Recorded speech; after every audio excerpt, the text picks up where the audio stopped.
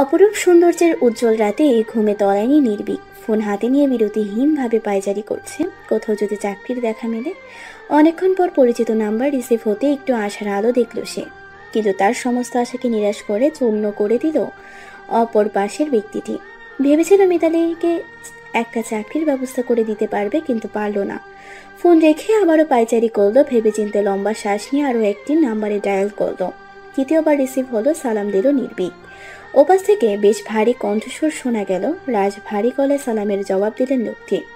স্বাভাবিক বাক্যলাপ শেষ করেই নমনীয় হলো নির্ভীক। ছোট সরে ইতস্তত করে বলল, আঙ্কেল, আপনার স্কুলে কোনো শিক্ষক কোটা খালি আছে? ভদ্রলোক নির্ভীকের মায়ের মামাতো ভাই। তার পরিচালনায় একটি কিন্ডারগার্টেন চলায়। তিনি উৎফুল্ল মেজাজে বললেন, তুমি চাকরি করবে নাকি? আমরা কিন্তু দক্ষ শিক্ষক খুঁজছি। নির্ভীকের ঠোঁটে এক চিলতে স্বস্তির হাসি দেখা গেল। ভদ্রলোককে বলতে নিচ্ছিল, চাকরি আমার বন্ধুর জন্য। তার পূর্বে ভদ্রলোক আবারও বললেন, তোমার পরিচিত দক্ষ কেউ থাকলে বলতে পারো, আমাদের শিক্ষক কোটা খালি আছে। এই যে মেঘনা চাইতে বৃষ্টি, দারুণ এক লোভনীয় অফার অনায়াসে লোভে নিল নির্ভীক। সে সিদ্ধান্ত নিল চাকরি সেও করবে। তখন আর মাঝখানে খুব বেশি দূরত্ব আসবে না। সে মিতালির কথা বলে দিল, আঙ্কেল, আমার একজন বন্ধু আছে, ভালো স্টুডেন্ট, ওকেও নিয়ে আসি।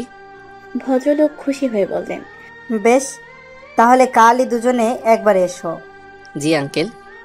বিনয়ের সাথে ফোন রাখলো নির্ভীক। পরপরই ফোন লাগালো মিতালির নাম্বারে। দ্রুতই ফোন রিসিভ হলো। মিতালি বলল, ফোন দিয়েছিস কোন সুখে? একটু চুপ থেকে নির্ভীক বলল। মন খারাপ? মিতালি বিরক্ত হয়ে বলল, মন খারাপ হলে কি করবি? নিমেষে জাদু করে তোর মন ভালো করে দেব।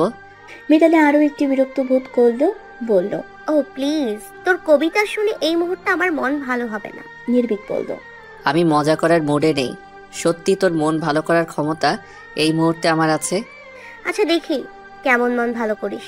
মিতালিকে একটু চমকে দিয়ে বলল, চাকরি ম্যানেজ, তুই আর আমি দুজনেই একসাথে চাকরি করছি। ভীষণ অবাক হলো মিতালি। তার হতভম্ব ভাব কাটলো না, একইভাবে বোঝার চেষ্টা করলো। মানে? একটু একটু করে সন্ধ্যা থেকে একটু আগ পর্যন্ত নিজের কর্মসাধনের কথা জানতেই মিতালি বুঝতে পারল সত্যি তার মন ভালো হয়ে গেল। মিষ্টি হেসে বলল, সত্যি তো, জাদু করে আমার মন ভালো করে দিলি। এই জন্য তোর একটা উপহার তোলা রইল। নির্ভীক বলে বসল, উপহার চুজ করার অধিকারটা কিন্তু আমি নিলাম। একদিন চেয়ে বসবো কিন্তু। মিতালি হেসে ফেলল।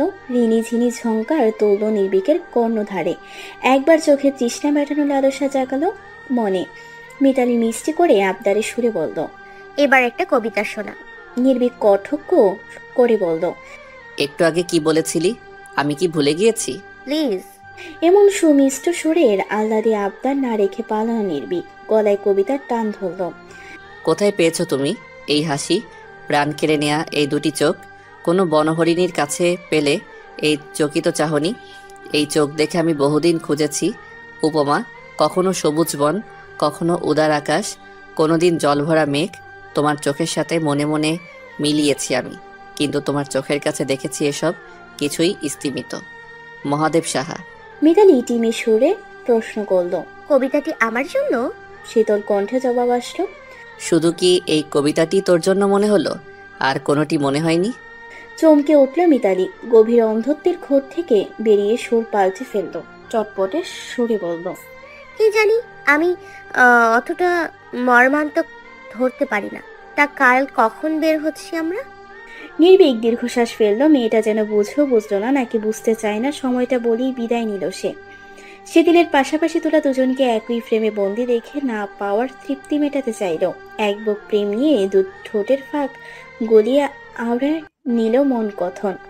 তোমার সান্নিধ্যের প্রতিটি মুহূর্ত রবীন্দ্রসঙ্গীতের মতো মনোরম, একটি তুচ্ছ বাক্যালাপ, অন্তহীন নদীর কল্লোল। তোমার একটুখানি হাসি অর্থ 1 কোটি বছর জ্যোৎস্নারাত। তুমি যখন চলে যাও, পৃথিবীতে আবার হিমযুগ নেমে আসে। মহাদেব সাহা। সাদামাটা সুতোয় গাঁথা জামা গায়ে জড়িয়ে দুপায়ে চলনসই একজোড়া জুতা পরে বের হলো মিতালি। যাওয়ার আগে মাকে হুমকি দিতে ভুলো না, বলে গেল, তুমি যদি এদিক ওদিক গিয়েছো আমি শুনেছি, তবে আজকের পর আর আমার দেখা পাবে না। লোকসুখে বার্ধক্য থলথলে চামড়ার শরীর নিয়ে দাঁড়িয়ে রইলেন রুজি বেগম। মেয়ের কথার নড়চড় করার সাহস পেলেন না। তবে চিনতেও গেল না মিতালি চাকরির সুসংবাদ মাকে দিতে ভুলল না। একটু স্বস্তি পেলেন রোজি বেগম। মাহা টিউশন শেষ করে স্কুলের জন্য তৈরি হয়ে নিল। দুই বোন একসাথে বের হলো। নির্ভীকের সাথে দেখা হতে তারা আলাদা হয়ে গেল। মাহা এগোলো নিজ স্কুলের পথ ধরে। নির্ভীক রিক্সা ডাকলো, পাশাপাশি চড়ে তার ভীষণ প্রেম পেল। এই শরতের দিন সে ঠকঠক করা ঠান্ডায় কেঁপে উঠল। পাশ থেকে মিতালি টের পেল নির্ভীকের নিমিষহীন উচ্চান। চট করে তার একখানা হাত মুড়িয়ে নিল নিজের হাতের মুঠোয়। অবলীলায় ত্রস্ত ব্যস্তভাবে নির্ভীকের হাত ছুঁয়ে ছুঁয়ে ভীতিকর সুরে জিজ্ঞেস করল, তোর হাত এমন ঠান্ডা হয়ে আছে কেন? এমন কাঁপছিসই বা কেন? নিথর হয়ে আসা গভীর সুরে নির্ভীক বলল, আমার প্রচণ্ড ঠান্ডা লাগছে, এই মুহূর্তে একটা চাদর লাগবে। মিতালির ললাটে চিন্তার গভীর ছাপ পড়ল। এই মুহূর্তে শরীরে জড়ানো ওড়না ছাড়া বাড়তি এক টুকরো কাপড় তার কাছে নেই। তবে কি করে নির্ভীকের শীত নিবারণ করবে? নির্ভীক নির্দ্বিধায় চেয়ে রইল তার প্রতিটি অস্থিরতা মুহূর্ত মিতালিকে চিন্তা মুক্ত করতে। সে রিক্সা থামিয়ে নেমে বলল। হুট করে নির্ভীকের এমন নেমে পড়ে ভরকে গেল মিতালি। নির্ভীক হেসে বলল, চা খেলে ঠিক হয়ে যাবে, তুই এখানে বস, আমি চা নিয়ে আসছি। মিতালির কথা না শুনেই চা নিতে চলে গেল নির্ভীক। রিক্সাওয়ালা মামা বিরক্ত হলেন। তার বিরক্ত হওয়ার সাজে বটে। এভাবে মাঝ রাস্তায় রিক্সা থামিয়ে কে দাঁড়িয়ে থাকবে? ওনাকে বেশি বিরক্ত না করে ত্রস্ত ভঙ্গিতে ফিরল নির্ভীক। হাত দুটো ওয়ান টাইম কাপ। রিক্সায় চড়ে বসলো। চায়ে চুমুক দিতে মিতালি জিজ্ঞেস করলো, এখন কেমন লাগছে? ভালো লাগছে। ছোট করে উত্তর দিয়ে মনে মনে বলল নির্ভীক, যদি তুমি জানতে কি আমার অসুখ, তবে বুকের খাঁচায় বন্দি করে বলতে, কাটুক সময় এভাবেই কাটুক। মিতালি নিশ্চিন্ত হওয়ার জন্য আরো একবার নির্ভীকের হাত ছুঁয়ে দিল। একটু কেঁপে উঠেই স্বাভাবিক হলো নির্ভীক। স্কুলে পৌঁছে ভাড়া মেটালো। সরাসরি অফিস কক্ষের সামনে গিয়ে স্থির হয়ে সর্বপ্রথম অনুমতি চাইল। অনুমতি নিয়ে দুজনে ভেতরে প্রবেশ করলো। হারুনুর রশিদ কথা বলেই দুজনকে দুটো ক্লাসে পাঠালেন। এখান থেকে তাদের যাত্রা শুরু। আকাশে মেঘ করছে, ভারী বর্ষণের পূর্বাভাস। ঝড়ো বাতাসে আকাশের রং ইউনিফর্ম ভেসে বেড়ালো। বিরক্তিতে চোখ মুখ কুচকে খাঁচো করে নিল মাহা। বাড়ি ফেরার সময় এমন আবহাওয়ার মানে কি? ইশরাক, তাড়াতাড়ি চলো। মাহা আশেপাশে তাকালো, কে কথা বলতো। তার থেকে কিছু দূরে দুটো ছেলেকে এগিয়ে আসতে দেখলো দ্রুত পায়ে। মুহূর্তে সকল বিরক্তির মুগ্ধতায় রূপ নিল। স্থির হলো চোখ জোড়া। গ্রামে পরিপূর্ণ আধুনিকতার বেশদারি যুবককে দেখে কিশোরীর মনে আবেগ জন্মালো। দৃষ্টি ফেরালো না সে, চেয়ে গেল অভিরাম। বন্ধুর কথায় সায় জানিয়ে দ্রুত এগিয়ে গেল স্টার। কত বছর পর সবার সাথে দেখা। বাড়ি থেকে বেরিয়ে যে আকাশের এমন মেঘ বদন দেখতে হবে কে জানতো। আশেপাশে না থেকে প্রস্থান করলো। চতুর্দিকে দৃষ্টি ফেরালো, হয়তো নজর পড়তো কারো সুপ্ত গভীরতম চোখে। সে একদম নেশা পানীয় হয়ে রইল। লোকটির চক্ষু অগোচর হারিয়ে গেল, কিন্তু মাহার পা জোড়া এগোলো না। অন্তকোণে ঘন ঘন উচ্চান হলো। অস্বাভাবিক হৃদস্পন্দন কেঁপে কেঁপে উঠল সে। বাড়ি ফিরে নিজেকে ঘরবন্দি করলো। বুকের নিচে চাপা পড়লো নিরীহ বালিশ। চিনচিনে ব্যথা ভাব কমাতে থম ধরে পড়ে রইল। তার কিচ্ছু ভালো লাগছে না। পেটে প্রচন্ড ক্ষুধা থাকলেও খাওয়ার ইচ্ছে হলো না। তার ভীষণ কান্না পাচ্ছে। কি অযাচিত কান্নার কারণ সে জানে না, শুধু জানে তার কাঁদা উচিত। অন্তঃকরণে প্রজাতির দল সুখ সুখ পাখা ছাপটালো। বুকের ভেতরে একদল অনুভূতিরা হইচই করে বলল, তো তাকে আরো একবার দেখি, অনন্তকাল দেখি। প্রথম ক্লাস খুব ভালো কাটালো মিতালির। স্টুডেন্ট অল্প স্বল্প, যতটুকু বুঝতে পারলো তাদের শ্রম দিতে হবে। এই ছোট বাচ্চাদের করে তোলার দায়িত্ব তাদের। রান্না বসিয়ে গোসল নিল সে। গ্রাম অঞ্চল হলেও একটা বিশেষ সুবিধা হলো তাদের এলাকায় বাড়ি বাড়ি গ্যাস লাইনের ব্যবস্থা আছে। গোসল নিয়ে চুলায় আলু ভাজি বসিয়ে দিল। অবশিষ্ট থাকলে সকালে সবাই মিলে রুটির সাথে খাওয়া যাবে। আজই মাহবুবের দিকে খাওয়ার 15তম দিন। ভাত নিয়ে রুমে ফিরল। আসার পর থেকে মাহাকে কেমন ঘাপটি মেরে শুয়ে থাকতে দেখে কপালে গলায় হাত ছুঁয়ে দেখল। না, জ্বর টর তো আসেনি। নরম সুরে জিজ্ঞেস করল, কি হয়েছে মাহা? খারাপ লাগছে? মাহা ব্যাপারটা লুকিয়ে গেল। মৃদু শব্দে বলল, আমার বুকের ভেতর আই করছে, পেট গুড়গুড় করছে, বোধ করি আমি মরে টরে যাব। মিতালি ব্যস্ত হয়ে বলল, কিছু নিয়ে ভয় পেয়েছিস সোনা? বল আমাকে, কেন খারাপ লাগছে? গাল থেকে মিতালির হাত সরিয়ে দিয়ে মাহা চোখ বুঝে ফেলল। ধীর সুরে বলল, এখন একটু ভালো লাগছে, আমায় এখন বিরক্ত করো না। মিতালি চুপচাপ খাওয়া শেষ করলো। রাতে চিৎকার চেঁচামেচি শুনে ঘর থেকে বের হলো। সবাই রাতের খাবার খেতে বসেছে। মিতালি সেখানে গিয়ে দাঁড়ালো। মাহবুব কিছু নিয়ে হয়তো রেগে আছে। তার রাগ সোজ হয়ে বাবা মাকে আঘাত করতে ভুলল না। দুর্বৃত্ত গলায় বলল, এই কুফাগুলার খাওন আইতে না আইতেই আমার রোজগার কইমা গেল। একের পর এক বিপদ মাথায় চাইপা বসে, ফকিন্নের জাত। ভাতের প্লেটে ছুলে মাখামাখো হাত, লোকমা উঠছে না হাতে, তবে চোখের পানি টপ টপ করে ভাতের প্লেটে ঠিকই স্থান নিচ্ছে। বাবা মায়ের এই করুণ কান্না মিতালির ভেতরটা নাড়িয়ে দিল। দুমড়ে মুচড়ে উঠল অন্তঃস্থল, তার গলার সুর চওড়া হলো। কোন সাহসে আব্বার মাকে তুমি কথা শোনাচ্ছ? তোমাকে তো কেউ বলেনি তাদের ভরণ পোষণের দায়িত্ব নিতে। মার শরীরও আজ প্রচন্ড রাগে থরথর করে কেঁপে উঠল। উত্তেজিত হয়ে চিৎকার করে বলল, খোদার কসম, আমার আব্বার মায়ের চোখ থেকে যদি দ্বিতীয়বার অশ্রু ঝরে, তোমায় রক্তাক্ত করতে আমার সময় লাগবে না। মাহবুব পিয়ালি দুজনই আহত ভাগের মতো গর্জে উঠল। মিতালি আজ বাধা দিল না মাহাকে, কিন্তু বলতে দিল, চুপ থাকাকে এরা দুর্বলতা মনে করে বারবার আঘাত করতে আসে। খুব শীঘ্রই এর একটা বিহিত হবে। সন্তপর্ণে ফোনে রেকর্ড অপশন অন করে দেয় সে। এরা মিথ্যাবাদী, আজ কি বলছে আগামীকাল তা ভুলে যাবে। শক্ত প্রমাণ না থাকলে ধূর্ত শেয়ালের মতো টপকাতে সময় লাগবে না তাদের। হঠাৎ মাহবুবের হাত থেকে একখানা জুতা এসে পড়ল মাহার শরীরে। অজর ধারে ত্রমুদ বৃষ্টি, ভারী বাতাসের সাথে টিনের চালে ঝুমঝুম বৃষ্টি ছন্দ, প্রকৃতিতে শীত শীত ভাব। উত্তেজিত মাহবুব অক্রোশ ফেটে পড়ে। মুখে মুখে তর্ক করা মাহাকে পায়ের জুতা খুলে ছুঁড়ে মারে। আচমকা আক্রমণে অনেকটা ব্যথা পেল মাহা। এবার খেকিয়ে উঠলেন মতিন সাহেব। বাবা ছেলের মাঝে পিয়ালি যোগ হলো। আর স্থির থাকতে পারলেন না মিতালি। মানুষের ধৈর্যের একটা সীমা থাকে, সেই সীমা যখন অতিক্রম হয়ে যায় তখন চুপ থাকা যায় না। পিয়ালির সাথে এক কথা দু কথা করে হাতাহাতি লেগে গেল। মাহবুব দু বোনের গায়ে হাত তুলল। রোজি বেগম ধরতে আসলে তাকেও ছাড় দিল না, সজোরে ধাক্কা মেরে দূরে সরিয়ে দিল। ছিটকে পড়ল রোজি বেগম। পুরো বাড়িতে হাহাকার, সুখের ছায়া। এমন পরিচিতি বুকে ব্যথা উঠল মতিন সাহেবের। বুক চাপড়ে পড়ে গেলেন। ভারী বর্ষণের ঝুমঝুমে শব্দে বাড়ির বাইরে পর্যন্ত শব্দ গেল না। এক পর্যায়ে থামলো নির্মম অত্যাচার। সবাই ব্যস্ত হলো মতিন সাহেবকে নিয়ে। গাছের ফাঁক ফোকর গলে সূর্য টুকরো আলো ঝলমলিয়ে পড়ল ধরুণী তলে। গতরাতে বৃষ্টির পানি ঝপাত করে শুষে নিল বালিযুক্ত মাটি। নাস্তা সেরে বাড়ি থেকে বের হলো মিতালি। আজ শুক্রবার হওয়ায় স্কুল যাওয়ার তারা নেই। চরণজোড়া চেয়ারম্যান বাড়ির চৌকট মারালো। সবাই নাস্তার টেবিলে। সবার আগে নির্ভীকের চোখ পড়ল। হঠাৎ মিতালিকে দেখে অবাক হয়ে প্রশ্ন করল, কিরে তুই এখন? নির্ভীকের কথায় একে একে সবার দৃষ্টি মিতালির উপর পড়ল।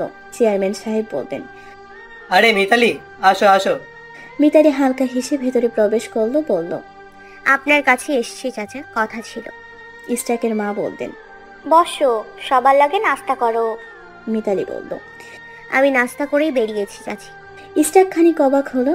মেয়েটাকে কত ছোট দেখে গিয়েছিল। নির্ভীকের সাথে স্কুলে যেতে দেখতো, অথচ সেই কিশোরী মেয়ে এখন পরিণত এক যুবতী। কপালে সূক্ষ্ম বাজারে দেখা মেলে। আলতো হেসে জিজ্ঞেস করে, এটা সেই পিচ্ছি মিতালি না, কাঁধে স্কুল ব্যাগ ঝুলিয়ে নিফিকের জন্য এসে দাঁড়িয়ে থাকতো? ইস্টাক ভাইয়ের কথায় খানিক লজ্জা পেল মিতালি। হাসলো লজ্জিত ভঙ্গিতে। ইস্টাক খানিকক্ষণ তাকিয়ে দেখে নিজেও হাসলো। নাস্তা শেষ করে চেয়ারম্যান সাহেব মিতালির মুখোমুখি বসলেন। সেখানে মোটামুটি সবাই উপস্থিত ছিল। তিনি বললেন, কি কথা বলবে বলো। মিতালি সময় নিয়ে কথাগুলো গুছিয়ে নিল। সর্বপ্রথম নিজের হাত বাড়িয়ে লম্বা হাতা গুটিয়ে নিল। কালচে দাগ দেখিয়ে গত রাতের ঘটনা বিবৃতি করলো। শেষে বলল, আমি এর উচিত বিচার চাই চাচা। আমি মানি, এমনকি এই গ্রামের সকলেই জানেন আপনার বিচার সম্পর্কে। সবার মতামত আর ভোটের ভিত্তিতেই আপনি আজ বিচারকের আসনে আছেন। আমার বিশ্বাস আমিও ন্যায় বিচার পাবো। ধৈর্যের সীমা ছাড়িয়ে গেল যেন। চেয়ারম্যান সাহেব প্রচণ্ড ক্ষুব্ধ হলেন। এই ছেলে বেয়াদবির সমস্ত সীমা লঙ্ঘন করে বসেছে। এবারের উপযুক্ত বিচার করা প্রয়োজন। এতদিন তাকে সুযোগ দেওয়া হলো, এবার আর নয়। বাবা মায়ের সাথে অসৎ আচরণ কোনোভাবে মেনে নেওয়া যায় না। আর যদি তিনি ন্যায় বিচার না দেন, তবে অদূর ভবিষ্যতে নিজেও অবিচারের শিকার হবেন বলে মনে করেন। মিতালিকে আশ্বস্ত করে বললেন, শীঘ্রই তুমি বিচার পাবে। মিতালি শীতল অথচ ধীর কণ্ঠে বলল, শীঘ্রই নয় চাচা, আমি আজই বিচার চাই। আপনি হয়তো নির্ভীকের কাছে শুনেছেন আমার চাকরির ব্যাপারে, তাই অন্যদিন আমার সময় হবে না। মিতালির কথায় সম্মত হলেন চেয়ারম্যান সাহেব। বললেন, আমি বিকেলেই তোমাদের বাড়িতে যাব। মিতালি প্রসন্ন কণ্ঠে বলল, এখন তবে উঠি চাচা। নির্ভীক মামার সামনে নিজের জ্বলন্ত রাগ সংবরণ করে রাখলো। মিতালির উদ্দেশ্যে বলল, আমিও বের হব, চল একসাথে যাওয়া যাক। সায় দিল মিতালি। দুজন যখন রাস্তায় নামলো তখনই তর করে রাগ ঝরে পড়ল।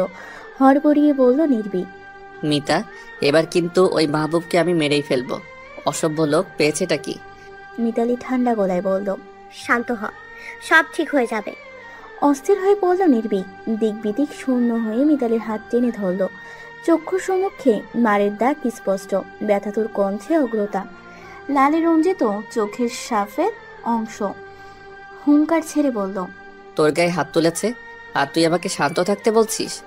কেন এত ডেসপারেট হচ্ছিস? আমি বলছি তো সব ঠিক হয়ে যাবে। নির্ভীক কান দিল না মিতালির কথায়। আলতো হাতে মিতালির হাত মুঠোয় করে নিল। একবার আদরে দৃষ্টি বলিয়ে বলল, খুব কি ব্যথা করছে? মিতালি স্পষ্ট ব্যথা দেখতে পেল নির্ভীকের চোখে। কাতরতা উপচে পড়ছে তার চোয়ালে। মিষ্টি করে হাসল মিতালি, আশ্বস্ত করে বলল, ব্যথা করছে না, এত চিন্তা করিস না। চল তোকে ওষুধ কিনে দেই। মিতালি এবার শব্দ করেই হাসল আর বলল, এটুকু আঘাতে কিছু হবে না, তার চেয়ে বরং তুই একটা কবিতা শোনা। অন্য সময় হলে খুশিতে গদগদ হয়ে কবিতার আসর জমিয়ে ফেলত নির্ভীক, কিন্তু আজ বিষণ্ণ মন কারণে কবিতা সুর পেল না। মুখ ভার করে বলল, এখন ভালো লাগছে না। আর খাটালো না মিতালি। সেদিন মাহবুব যেমন বিচার ডাকার পর মিতালিকে সংবাদ দিয়েছিল, ঠিক তেমনি ভাবে মাহবুবকে আজ বিচার সভায় আমন্ত্রণ জানালো মিতালি। মাহার শরীরে জ্বর আসলো, বিছানা ছেড়ে উঠতে পারছে না মেয়েটা। মাহবুবের ভেতরটা মজুর দিয়ে উঠল।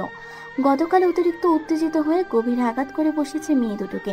মিতালিকে যতটুকু চেনা আছে তাতে বোঝা গেল তার কপালে খারাপ কিছু লেখা আছে। বাড়ির উঠানে সদৃশ্য জায়গায় আজও চেয়ার পাতা হলো। এলাকার গণ্যমান্য ব্যক্তিগণ উপস্থিত হচ্ছেন। চেয়ারম্যান সাহেবের সাথে তারা ছেলে ইস্টাকার ভাগ্যে নির্ভীক উপস্থিত আছে। চেয়ারম্যান চাচা গলা পরিষ্কার করে বিচার কার্য আরম্ভ করলেন। মাহবুবকে উদ্দেশ্য করে বললেন, তোমার নামে আজ বিশাল অভিযোগ এসেছে, যার পরিপ্রেক্ষিতে আমাদের এখানে উপস্থিত হওয়া। সমস্যা সম্পর্কে তুমি কি অবগত, নাকি আমাকে কিছু বলতে হবে? অবুঝ বালকের মতোই না বোঝার ভান ধরল মাহবুব। অজানা ভঙ্গিতে বলল, আমি কিছুই বুঝতেছি না। আপনি কি কইতাছেন? পরিষ্কার করে রাখুন। চেয়ারম্যান সাহেব দুর্বোধ্য হাসলেন। মাহবুবকে অবগত করার ভঙ্গিতে বলল, গত রাতে তুমি নাকি বাবা মায়ের সাথে খারাপ আচরণ করেছো। এতটুকুতেই সমস্যা সীমাবদ্ধ নয়, তুমি যুবতী মেয়ে দুটোর গায়েও হাত তুলেছো। এই অভিযোগ কি সত্যি? আমরা তোমার মতামত জানতে চাই। মাহবুব কটু কৌশলে বলল, কি বইলা আপনার কান ভারী করছে সেইটাই আমার জানা নাই। আমার জানা মতে আব্বা আম্মার লগে খারাপ ব্যবহার করছি, এমন কিছু মনে পড়ে না। বাকি রইল ওগো গায়ে হাত তোলন। ওরা কি করছিল? আমি যে বড় ভাই, আমারে পর্যন্ত রেহাই দেয় নাই। আমার গালে থাপ্পড় উঠাইছে মিতালি। সবার মুখে গুঞ্জন পড়ে গেল। মায়া মানুষের এতবার ভালো না। সবার কথা কর্ণধারে পৌঁছাতেই কুটিল হাসল মাহবুব। মিতালির ভাবভঙ্গিতে কোনো পরিবর্তন দেখা গেল না। চেয়ারম্যান চাচা ভঙ্গি সুরে বলল, মিতালি, তুমি কি বড় ভাইয়ের গায়ে হাত তুলেছো? মিতালি প্রশ্নের জবাব দিল না, উল্টো বলে বসল। চাচা, মহামান্য ভদ্রলোককে জিজ্ঞেস করুন আমাদের নিয়ে আর কিছু বলার আছে কিনা, কারণ একটু পর আর তার বলার মুখ থাকবে না। মিতালির উপর তাচ্ছিল্য হাসল মাহবুব। বলল, কইলে তো শেষ হইব না। যা কর্মকাণ্ড আমার চোখে পড়ে, ছি ছি ছি ছি। নির্ভীকের শরীরে রক্ত টকবক করে উঠল। তাগড়া যুবকদের রক্ত গরম থাকি। এরা নিজের সম্পর্কে কেন মিথ্যা আরোপ সহ্য করতে পারে না। আর যদি সে মিথ্যা আরোপ প্রিয় মানুষকে নিয়ে হয় তবে একদমই সহ্য করবে না। ইসরাক হাত চেপে ধরল নির্ভীকের, ধীর সুরে বলল, শান্ত হ, দেখতে থাক মেয়েটার কতটুকু জোর আছে ভেতরে। মনে রাখিস, সবসময় কিন্তু বিপদে ওর ক্ষতি হয়ে দাঁড়ানোর মতো কেউ থাকবে না। মেয়েদের আত্মনির্ভরশীল হওয়া উচিত। ভাইয়ের কথাটা ভীষণ মনে ধরল নির্ভীকের। মুহূর্তে শান্ত হলো সে। মিতালি ফোন ঘেটে গত রাতে রেকর্ড করা অডিও ক্লিপ অন করলো, যেখানে স্পষ্টতেই সবার কথোপকথন শোনা যাচ্ছে। মাহার প্রতিবাদী কণ্ঠ, পিয়ালি মাহবুবের বৃষ্টি গালিগালাজ, মতিন সাহেবের হাক ডাক, যেখানে স্পষ্ট শোনা গেল বাবাকে খাবার খোঁটা দিচ্ছে মাহবুব। আকস্মিক আঘাতের শব্দ হতে শব্দ করে কেঁদে উঠল মাহা। পরপর মারধরের শব্দ হলো। সবাই যখন মাহবুবের দিকে দৃষ্টি ফেলল তখন সে চোরা ভঙ্গিতেই কাচুমাচু দৃষ্টি লুকাতে ব্যস্ত। দল যখন মিতালির দিকে ভারী হলো তখন আরো একটি মিথ্যার আশ্রয় নিল। বলল, মিতালি যে আমার চর মারলো, পিয়ালির গায়ে হাত তুললো, সেই বিচার করবেন না? মিতালি মাহবুবের মুখোমুখি হলো, ঠান্ডা গলায় শুধালো। খুব শক্ত চড় দিয়েছিলাম বুঝি? আঙ্গুল উঁচিয়ে বলল মাহবুব। মারিসনি? মিতালি সবার উদ্দেশ্যে বলল। আমি কোনো সাধু মেয়ে নই। এই লোকের স্ত্রীর গায়ে আমি হাত তুলেছি আত্মরক্ষার জন্য, সেটা আমি স্বীকার করি। সে কিন্তু আমাদের ছেড়ে দেয়নি, কিন্তু এই কুরুচিপূর্ণ লোকের গায়ে হাত তোলার ব্যাপারটা আমার মস্তিষ্ক ভাবতে পারেনি। বাকি যাচাই বাছাই প্রমাণের জন্য ওনার মেয়ে মাহবুবকে জিজ্ঞেস করতে পারেন। নিষ্পাপ বাচ্চা নিশ্চয়ই মিথ্যে বলবে না। ভরকে গেল মাহবুব, ক্রোধ সুরে বলল। আমার বাচ্চা মাইয়ারে এইসবে জড়াবি না, কইয়া দিলাম। চেয়ারম্যান সাহেব মাহবুবের কথা অগ্রাহ্য করে মাহবুবাকে ডাকলেন। পিটপিট করে নরম চোখে তাকালো মেয়েটি, যেন ফুলের আদলে গড়ে ওঠা চেহারা। তার মধ্যে ভীতি লক্ষ্য করে কণ্ঠের ভীতু নরম করে কোমল সুরে কাছে ডাকলেন চেয়ারম্যান সাহেব। জিজ্ঞেস করলেন, তোমার ফুফি কি বাবাকে চড় মেরেছে? মাহবুবা তটস্থ দৃষ্টিতে একবার বাবার মুখে চাইল, রাঙানো দৃষ্টিতে তাকিয়ে শাসালো মাহবুব। চেয়ারম্যান সাহেব ব্যাপারটা লক্ষ্য করে বললেন। মেয়েকে শাসিয়ে লাভ নেই, মাহবুবাকে বললেন। তুমি বলো দাদুভাই। মাহবুবা আরো একবার বাবাকে দেখলো, ফের ফুপির দিকে দৃষ্টি দিয়ে মাথা নিচু করে নিল, না ভঙ্গিতে দুপাশে মাথা নাড়ালো। সব পরিষ্কার হতে যেতেই সিদ্ধান্ত উপনীত হলেন চেয়ারম্যান সাহেব। ঘৃণিত দৃষ্টিতে একবার মাহবুবাকে দেখে পুনরায় পিয়ালির দিকে নজর দিলেন, তাকে উদ্দেশ্য করে বললেন। বাড়ির বউয়ের আচরণ হতে হয় নমনীয়, নিষ্ঠার সাথে পরিবারের দায়িত্ব পালন করতে হয়। আফসোস তোমার মুখের ভাষাটাই ঠিক নেই, নিজেকে শুধরে নাও। আবারও বলছি, নিজের ব্যবহার মার্জিত করো। নতমস্তকে দাঁড়িয়ে রইল পিয়ালি। এবারে মাহবুবের শাস্তির ব্যাপারে কথা হলো। চূড়ান্ত সিদ্ধান্ত নিল মাহবুবের মুখে কালি মেখে গলায় জুতার মালা আর কলসি বেঁধে পুরো গ্রাম চত্বর দেওয়ানো হবে। আটকে উঠল মাহবুব আর পিয়ালি। চেয়ারম্যান সাহেব জোরালো কণ্ঠে বললেন, এখানে যতজন যুবক মধ্যবয়স্ক উপস্থিত আছেন সবার উদ্দেশ্যে কথাটি, শুধু মাহবুব নয়, এরপর থেকে যিনি বাবা মায়ের সাথে অসৎ আচরণ করবেন তার পরিণতি এমনটাই হবে। ভেতর ভেতরে অনেকেই সতর্ক হয়ে গেল। হাসি তামাশার সাথে জুতার মালা প্রস্তুত হলো। মাহবুবের গলায় ঝুলিয়ে সর্বপ্রথম বাবা মায়ের পায়ে ফেলতো তাকে। গ্রামে ছোট বড় সকল কিশোর যুবক হই হই করতে করতে মাহবুবের পেছনে ছুটল।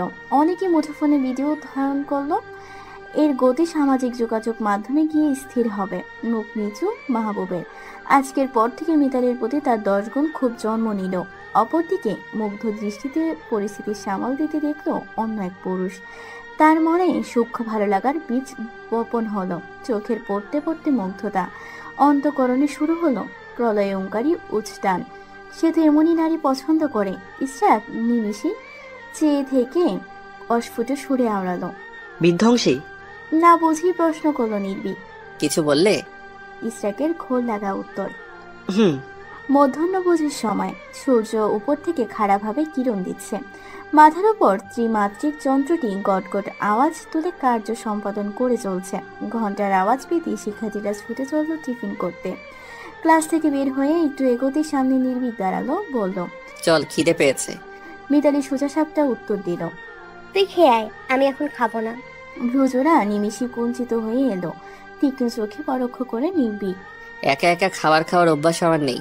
এখন চল, বিয়ের পর জামাইয়ের কাছ থেকে নিয়ে আমার টাকা সুদে আসলে ফিরিয়ে দিবি।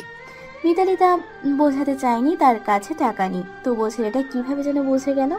এই মুহূর্তে নির্ভীক তাকে না নিয়ে ফিরে যাবে না ভেবে দীর্ঘশ্বাস ফেলল, বলল, চল। স্কুলের পাশে একটা হোটেলের মতো জায়গায় গিয়ে বসলো দুজন। সিঙ্গারা তার চায়ের অর্ডার দিয়ে মিতালির পাশের চেয়ারে ধপ করে বসলো নির্ভীক। ফোন ঘেটে সেদিনের তোলা একটা ছবি বের করে মিতালির সামনে ধরলো। মিটি মিটি হেসে রগড় করে বলল, দেখ, আমার সাথে এক প্যাঁচামুখ মহিলা গাল ফুলিয়ে দাঁড়িয়ে আছে। মিতালি নজর পড়তেই থাবা বসালো ফোনে। নির্ভীক ফোন সমেত হাত সরিয়ে নিল। অল্প শব্দে হেসে বলল, পারবি আমার সাথে?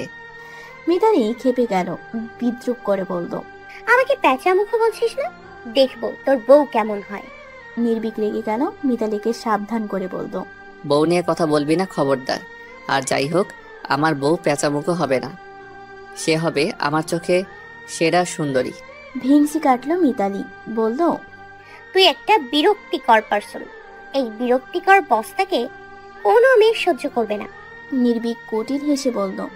তোর গলায় ঝুলে যাই, কি বলিস? আটকে ওঠা গলায় মৃদু চেঁচালো মিতালি, বলল। না, একদমই না। তোর সাথে থেকে এমনিতেই আমার অর্ধেক চুল পড়ে গিয়েছে। আমার গলায় ঝুলে পড়লে দেখা যাবে ছিলা চান্দি নিয়ে ঘুরতে হবে আমাকে। নির্ভীক চোখ মুখে বিশেষজ্ঞ ভাব নিল, গলা পরিষ্কার করে ইশারায় কাছে ডাকলো মিতালিকে, বলল। কাছে আয়। এ বলেই নিজেই মাথা ঝুঁকিয়ে মিতালির কাছাকাছি গেল, ফিসফিস করে বলল। আমার থুতু দিলে চুল পড়া কমে যায়। পিঠে থাপড় পড়তেই সোজা ভদ্র হয়ে বসে নির্ভীক, তার ভাব ওধাও হয়ে গেল। প্লেট থেকে একটা সিঙ্গারা তুলে মিতালির দিকে বাড়িয়ে দিল। ওর হাত থেকে সিঙ্গারা নিল না মিতালি, প্রখর দৃষ্টিতে তাকিয়ে থেকে বলল। তোর থুথুর বিজ্ঞাপন অন্য কোথাও দিস, ভালো ইনকাম হবে। নির্ভীক দাঁত কেলিয়ে হাসল। সময়টা বিকেলের মধ্যভাগ, তেজস্বী সূর্যের ম্লান হয়ে আসা রক্তিমা আভা একটু পরেই পশ্চিমে হেলে পড়বে জলধারার কোল ঘেঁষে।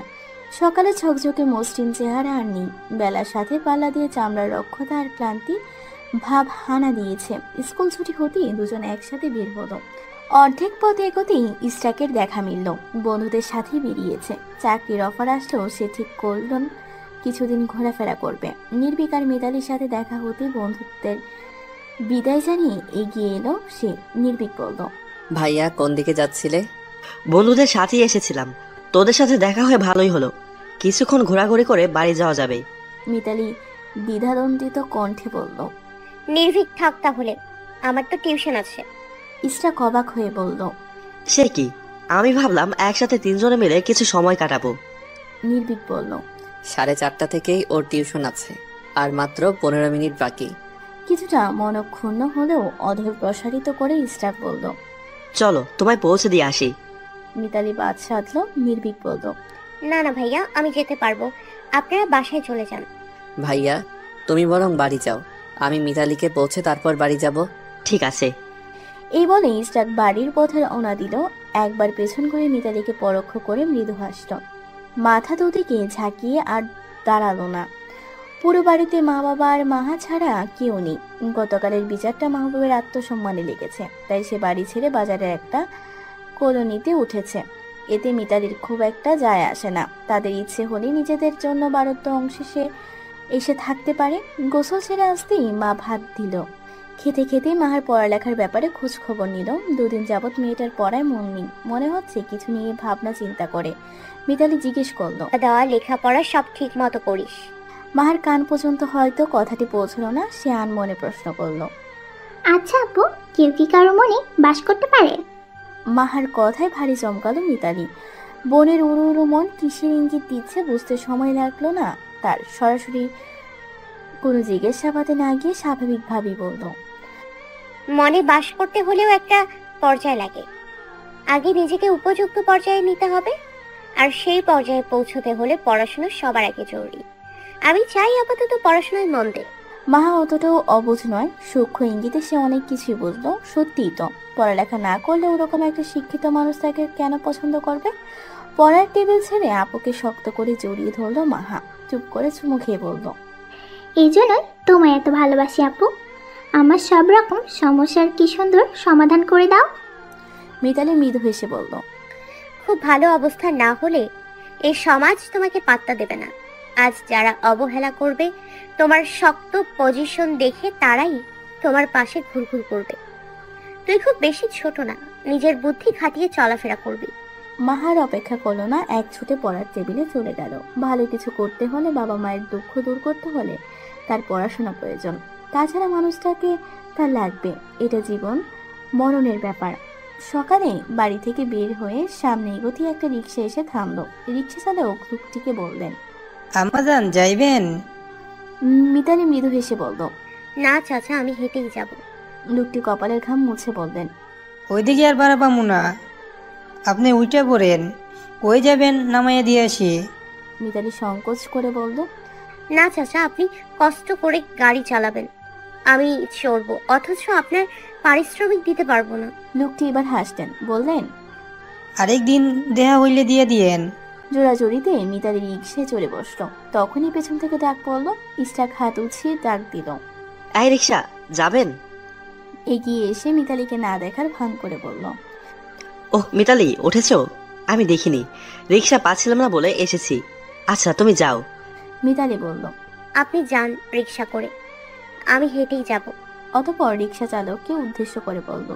ওনাকে নিয়ে যান চাচা, আপনার ভাড়াটাও পেয়ে যাবেন। ইশরাক বাদ ছাড়ল। না না, তুমি যাও, আমি পরে আসছি।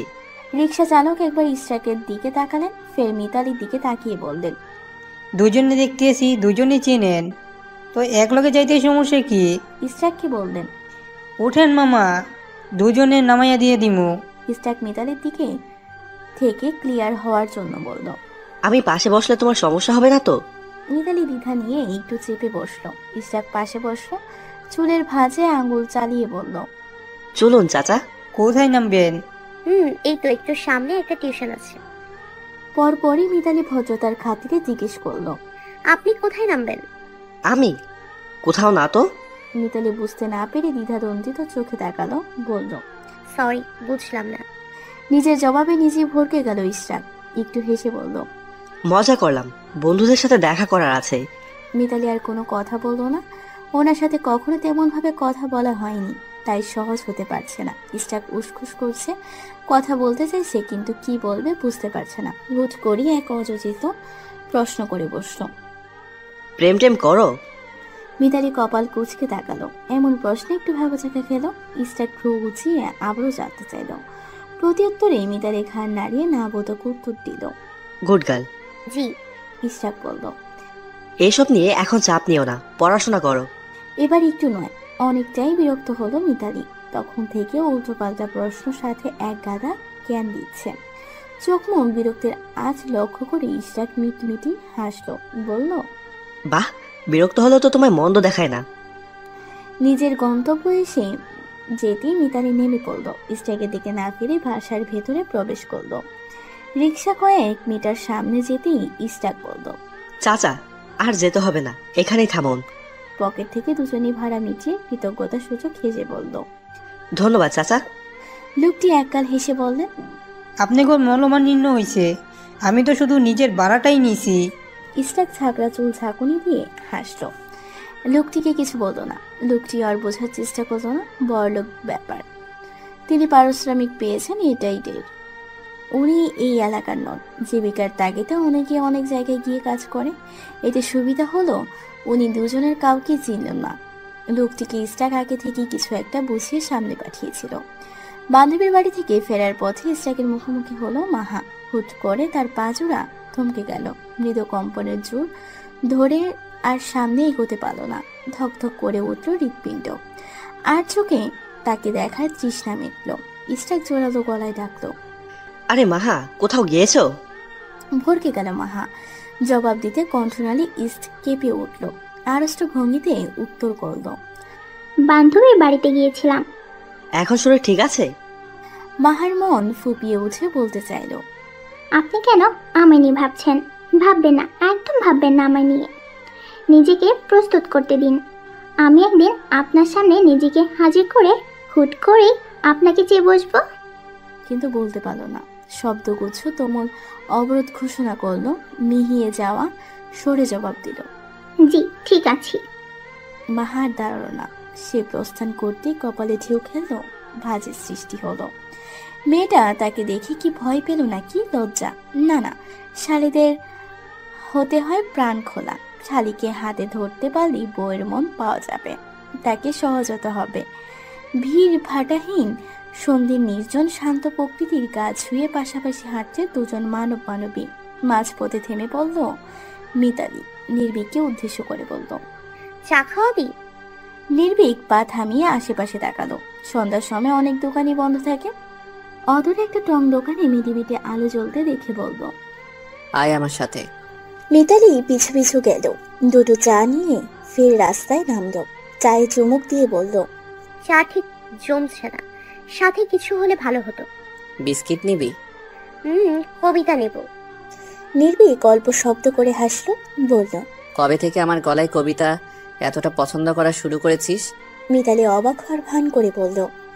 আমি কখন বললাম তোর গলায় কবিতা আমার পছন্দ? শুধু চাটুকু জমছিল না, তাই কবিতা চাইলাম। নির্ভীক আবারও হাসলো।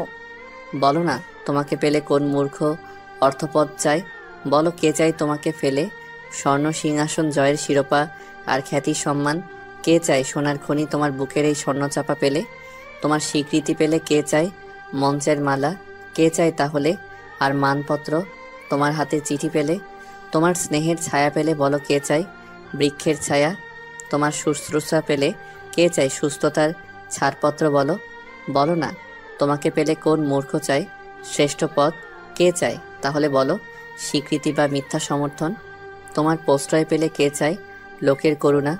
বলো কে চাই তোমাকে ফেলে স্বর্ণমুদ্রা কিংবা রাজ্যপাট? বলো না, তোমাকে পেলে কোন মূর্খ অন্য কিছু চাই? কে আর তোমার বুকে স্থান পেলে অন্যখানে যায়? মহাদেব সাহা। আবৃত্তি করতে গিয়ে বিশাল এক ঘুরে ডুবে গেল নির্ভীক। সর্বদা তার দৃষ্টি ছিল পাশে থাকা নমনীয় রমণীর পানে। শরৎ বিদায় নিয়ে প্রকৃতিতে ধরা দিল হেমন্তের ছোঁয়া। একটু একটু ঠান্ডা আবহাওয়া, শীতের পূর্বাভাস। আবছা কুয়াশে ঢেকে আছে মাঠঘাট। শিউলি ফুলের মৌ সুগন্ধি জানান দেয় হেমন্তের উপস্থিতি। নিত্যদিনের মতো আজও কাজের উদ্দেশ্যে বের হলো মিতালি। প্রথম টিউশন শেষ দিয়ে নির্ভীকের অপেক্ষায় দাঁড়ালো। নির্ভীক রিকশায় চড়ে এসেই বলল, উঠে পড়ো। মিতালি রিকশায় চেপে বসতেই চালক প্যাডেল ঘুরিয়ে স্কুলের পথে রওনা হলো। সব শিক্ষকদের ডাক পড়লো অফিস কক্ষে। মাস পূর্ণ হওয়ায় হাতে হাতে খাম ধরিয়ে দেওয়া হলো। বেতন হাতে তুলে ছোট একটা সিগনেচার দিয়ে যে যার ক্লাসের উদ্দেশ্যে গেল। এখানে খাটুনি হিসেবে বেতন একটু কম, তবে মাস শেষ হতেই বেতন পেয়ে আনন্দিত হলো মিতালি। তাছাড়া সপ্তম অষ্টম শ্রেণীর গণিত ক্লাস তার। বেশ কয়েকটি স্টুডেন্ট এই মাস থেকে প্রাইভেট পড়ার আগ্রহ দেখিয়েছে। দুটো ক্লাসের ছাত্রছাত্রীদের একই সাথে না পড়ালে সময় হয়ে উঠবে না তার। ঋতু আর তার চাচাতো বোনকে সকাল 8টা থেকে পড়াতো। এখন তাদের সাথে কথা বলে প্রাইভেট 7টায় নিয়ে আসতে হবে। 8:30 থেকে 9:30 স্কুলের স্টুডেন্টদের পড়াবে। ঋতুর পরিবার মানতে না চাইলে ছেড়ে দেবে তাদের পড়ানো। আজ 3টে টিউশনের দুটোর টাকা হাতে পেল। বেতন আর টিউশনের টাকা থেকে 4,000 আলাদা করে নির্ভীকের দিকে বাড়িয়ে দিল। ভ্রুকুঞ্চিত কুচকে প্রশ্ন করলো নির্ভীক, কিসের টাকা? মনে নেই তোর কাছ থেকে টাকা নিয়ে মাহার ফর্ম পূরণ করলাম। টাকা নিতে সরাসরি নাকচ করলো মিতালি। মানবে না, বেশ শক্ত ধাঁচের মেয়ে সে। জোর করে হলো টাকা সে ফেরত দেবে। তাই নির্ভীক একটু ঘুরিয়ে বলল, আপাতত তুই ঝামেলা সেরে নে, আমার যখন টাকার প্রয়োজন পড়বে হাত খালি থাকবে তখন না হয় দিস। নির্ভীকের হাতে 4,000 টাকা গুছিয়ে দিয়ে মিতালি বলল, যখন তুই চাইবি তখন আমি নাও দিতে পারতে পারি। তোর টাকা দিয়ে বাকি যেটা থাকবে সেটা দিয়ে আমি সব সামলে নিব। নির্ভীক কথা বাড়াতে চাইল না, রেখে দিল টাকা। এগুলো সে খরচ করবে না। 2 দিন পর হয়তো মিতালির আবার টাকার প্রয়োজন পড়তে পারে, তখন আবার তাকে এগুলো ফেরত দেবে। 8,000 টাকা থেকে নির্ভীককে দিয়ে অবশিষ্ট রইল আর 4,000 টাকা। টাকার খামটি সযত্নে বাবার হাতে তুলে দিল মিতালি। মতিন সাহেব জিজ্ঞাসা দৃষ্টিতে তাকিয়ে রইলেন। মিতালি ইশারায় বোঝালো, খুলে দেখো। মতিন সাহেব খাম খুলে টাকা হাতে নিলেন। মিতালি বলল, বেতনের টাকা। ঝরঝর করে চোখের পানি ছেড়ে দিলেন মতিন সাহেব। আনন্দশ্রু ছড়িয়ে মেয়েকে কাছে টেনে নিলেন। উৎফুল্ল মেজাজ হুট করে ব্যথাতর কণ্ঠে রূপ নিল, আমার মায়ের পয়লা চাকরির টাকা আমি হাতে নিচ্ছি। আমি তোমাকে রোজগার খাইয়া যামু আশা কইরা পড়ালেখা করাই নাই। আমি তো আল্লাহর কাছে চাইছিলাম আমার রোজগারে আমার আম্মারা পড়ালেখা করবে, সুন্দরভাবে চলবে। মিতালি বাবার কপালে ঠোঁট ছুঁয়ে দিয়ে বলল, তুমি খুশি হওনি? দুটো চোখ মুছে নিলেন মতিন সাহেব। ব্যস্ত গলায় বললেন, মেলা খুশি আব্বা। এই যে আব্বার চোখে পানি, এইটা আনন্দে ঝরতাছে। রোজি বেগম দরজায় দাঁড়িয়ে বাবা মেয়ের আনন্দ সিক্ত মুহূর্ত দেখে আঁচল চোখ মুছলেন। এই 1 মাস বহু কষ্টে রাস্তার ধার থেকে শাক পাতা নিয়ে এসে রান্না করেছেন রোজি বেগম। কোনোদিন শুধু আলু সেদ্ধ দিয়ে ভাত খেয়েছেন, তবু সুখে আছেন, আত্মসম্মান নিয়ে বেঁচে আছেন। স্কুল থেকে ফেরার সময় মাহার পথ রোধ করে দাঁড়ালেন ইশরাক।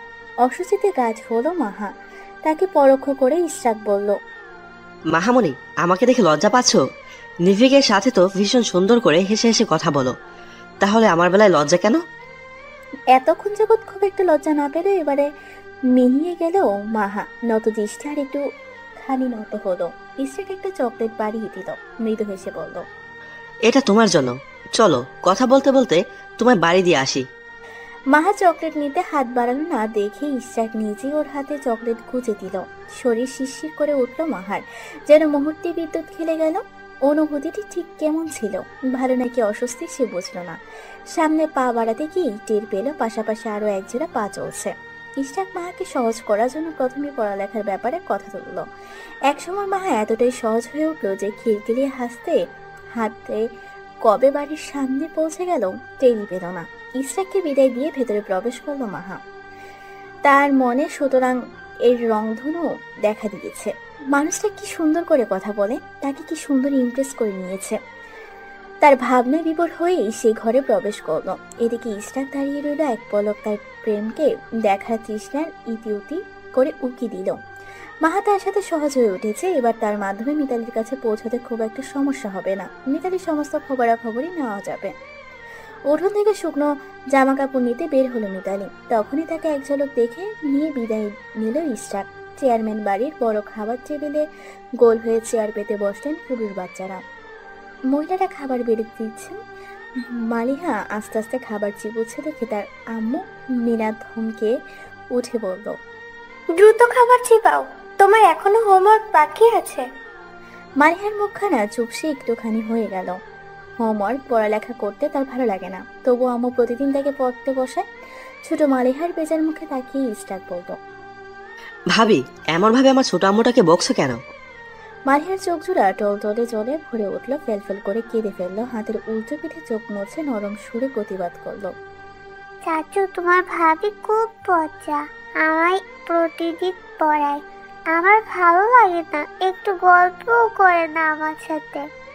ইশরাক খাওয়ার মাঝে কিছু একটা ভাবলো। অধর কোণে দেখে মিলল সূক্ষ্ম হাসির মেলা। মালিহার গালে হাতের নরম ছোঁয়া দিয়ে বলল, এখন থেকে তোমার আম্মুর কাছে আর পড়তে হবে না, তোমার জন্য মিস আসবে, সে খুব মজা করে পড়ায়। মালিহা চোখ পিটপিট করে বলল, সে কি গল্প করবে? ইশরাক ও মালিহার মতো চোখ পিটপিট করে ঠং করে বলল, হ্যাঁ সে দারুণ গল্প জানে। গদগদ কণ্ঠ মালিহা বলল, চাচু আমি তোমার হাতে খাবো। ইশরাক মালিহার পাশের চেয়ারে গিয়ে বসলো। সযত্নে তার মুখে খাবার তুলে দিচ্ছে। মালিহা পা দুলিয়ে এই খাবার চিবুচ্ছে আর নানা রকম কথা বলছে। মালিহাকে ঘরে পাঠিয়ে দিতে ইশরাকের বাবা প্রশ্ন ছড়লেন, কোথা থেকে মিস ঠিক করলি? ইশরাক খাবার প্লেটে হাত চালিয়ে নিয়েই বাবার প্রশ্নের জবাব দিল, ভাবছি মিতালিকে মালিহার মিস হিসেবে ঠিক করব, ব্যাপারটা কেমন হবে? চেয়ারম্যান সাহেব বললেন, তুমি বললেই তো হচ্ছে না, তারও তো মতামত থাকতে পারে। নির্ভীক খাওয়া থামিয়ে বলল, আমার মনে হয় না মিতালি পড়াতে আসবে। দিনের বেলায় ওর একদণ্ড জিরোবার সময় নেই। ইশরাক বলল, সন্ধ্যার পর পড়িয়ে দেবে না হয়? নির্ভীক ফের বলল, সারাদিনের ধকল সহ্য করে আবার রাতেও খাটুনি খাটবে? মিতালি অনেক দূর দূরান্তে টিউশনি করাতে যায়, সেখান থেকে একটা টিউশন ছেড়ে দিয়ে মালিহাকে পড়ালেই হবে। সে দিনের সময় না পেলেও সন্ধ্যার পরে এসে পড়িয়ে যাবে। ইশরাকের কথায় খানিক বিরক্ত হলো। প্রকাশ ঘটল না। নির্ভীক বলল, চাচা চাচি সন্ধ্যার পর ওকে বান্ধবীর বাড়ি পর্যন্ত থাকতে দেন না, আর টাকার জন্য তো আরো আগেই থাকতে দেবেন না। নিরাপত্তারও একটা ব্যাপার আছে। ইশরাক বলল, সমস্যা কোথায়, আমি না হয় পৌঁছে দেব। চেয়ারম্যান সাহেব এতক্ষণ যাবৎ দুজনের বাক্যলাপ শুনে গেলেন। এবার মুখ খুললেন, তোরা অযথা তর্ক করিস না। মালিহা পড়তে চাইলে আমি মিতালিকে বলে দেখব, সে যদি পড়াতে রাজি হয় তখন না হয় পড়াবে। নির্ভীক আর ইশরাক কেউই কথা বলল না। আর একজন প্রেমিক কখনো অন্যজন প্রেমিকের চোখে ধুলো দিতে পারে না। এই কয়েকদিন ইশরাকের আচরণ বেশ লক্ষ্য করেছে নির্ভীক। সে মনে মনে যে ভয়ের আশঙ্কা করেছে তা যেন সত্যি না হয়। সে মনে প্রাণে চায় তার ধারণা ভুল প্রমাণিত হোক। ইশরাকের মনে যেন মিতালির জন্য কোনো অনুভূতি না জন্মে, তবে সে নিঃশেষ হয়ে যাবে। মিতালির প্রতি এর বেশি ভাবনা চিন্তা দেখালে নির্ভীক সরাসরি জিজ্ঞাসাবাদে যাবে। খোলাখুলি কথা বলবে ইশরাকের সাথে, যাকে একটু একটু করে মন গোপনে লালন করেছে, যার জন্য শব্দ অনুভূতির পাহাড় আকাশ ছুঁয়েছে, তাকে অন্য কারো হতে দেখা যায় না। দ্রুত খাবার শেষ করে উঠল নির্ভীক। ঘরে ফিরেই ফোন হাতে নিল, ডায়াল করলো কাঙ্ক্ষিত নাম্বারে। কানে বাজলো কাঙ্ক্ষিত সেই মধুময় সুর। মিতালি বলতো, কিরে এখন ফোন করলি, জরুরি কোনো কথা আছে? নির্ভীক জবাব দিল না, পাল্টা প্রশ্ন গেল। গভীর আবেগ নিয়ে বলল, তুই কি কখনো কারো মায়ায় জড়িয়ে আমাকে ছেড়ে দিবি? মিতালি খুঁজে পেল না এমন অযাচিত প্রশ্নের কারণ। বলতো, বুঝলাম না তোর কথা। তোর জীবনে যদি এমন কেউ আসে যে তোকে সব রকম ভাবে সুখী করতে সক্ষম, ধর তুই তার মাঝে ভীষণভাবে আটকে গেলি, তখন কি আমায় ভুলে যাবি? মিতালি কৌতূহলী সুরে জিজ্ঞেস করলো। তোর কি হয়েছে রে, সোজাভাবে বল। নির্ভীকের হুঁশ ফিরল, সে কথা কাটাতে বলল। কিছু না, এমনি। মিতালির বিশ্বাস হলো না কথাটি, তাই বলল। কিছু না হলে কেন এত অস্থিরতা? বুকের ভেতর থমকে গেলে মন, আমি আমার অচেনা কেমন। তখন আলগোছে যে আয়না মেলে চাই, দেখি সেই সেখানে কোথাও আমি নাই। আমার বন্ধ ঘরের অন্ধকারে কোথাও আলো নেই। আমি আমার খোঁজে নিরুদ্দেশ, তাই মনটা ভালো নেই। আমার মনটা ভালো নেই। সাদাত হোসাইন। নির্ভীকের গলায় আবৃত্তি শুনে মিতালি নরম সুরে বলল। কি করলে তোর মন ভালো হবে? নির্ভীকের কঠোর আদেশ। আজ আমার সাথে অনেকক্ষণ কথা বলবি। আবছা কুয়াশায় ঘেরা মেঠো পথে ধরে হাঁটতে গিয়ে একটা ব্যাপার জেনে মনক্ষুণ্ণ হলো ইশরাক। আজ আর সকালে মিতালির দেখা পাবে না। মিতালির আজ গুরুত্বপূর্ণ ক্লাস আছে, ক্যাম্পাসে যেতে হচ্ছে তাকে। সকাল সকাল তাজা খবরখানা মিলল মাহার কাছে। সে সকালের টিউশনে যাচ্ছিল, মাঝপথে ইশরাকের সাথে দেখা। মাহার খুব ভালো লাগে লোকটাকে, তার সাথে খুব ভাব হয়েছে ইদানিং। তবে মাহা চায় নিজের অনুভূতিগুলো চাপা রাখতে। অনুভূতি ব্যক্ত করলে হয়তো তাকে হ্যাংলা অথচ নিজ প্রকৃতির মেয়ে ভাববে। ইশরাক খবর পেয়ে আর দাঁড়ালো না, মাহাকে বিদায় জানিয়ে রওনা হলো বাড়ির পথে। অফিসে যাওয়ার জন্য গাড়ি ধরতে হবে। সদর এলাকায় চাকরি নিয়েছে শুধু মিতালিকে চোখে চোখে রাখার জন্য। নির্ভীকের আজ ভীষণ ব্যস্ত সময় কাটছে। মিতালির আজ গুরুত্বপূর্ণ ক্লাস ছিল, সে ক্যাম্পাসে গিয়েছে বিদায় তার ভাগের ক্লাসগুলো আজ নির্ভীকের নিতে হচ্ছে। ক্যাম্পাসে আসার পর থেকে প্রিয়াকে মন মরা হয়ে থাকতে দেখলো মিতালি। ক্লাসে ও কেমন অমনোযোগী ছিল, তাই ক্লাস শেষ করে ক্যাম্পাসের পেছন তাদের আড্ডা দেওয়ার সেই জায়গায় টেনে নিয়ে গেল। সোজা সাপটা প্রশ্ন করলো মিতালি। কি হয়েছে তোর, এমন মনমরা হয়ে আছিস কেন? তোদের কি হয় আমি বুঝি না। গতকাল নির্ভীকের মন ভালো ছিল না, আজ তোর সমস্যা কি তোদের? প্রিয়া চোখের জল লুকানোর চেষ্টা করেও পারল না। বাসা থেকে বিয়ে ঠিক করেছে। বলতে বলতে 2 ফোঁটা চোখের জল খাসের উপর ভোরের শিশির বিন্দুর মতো গড়িয়ে পড়ল। ভীষণ অবাক হলো মিতালি, জিজ্ঞাসু দৃষ্টি মেলে বলল।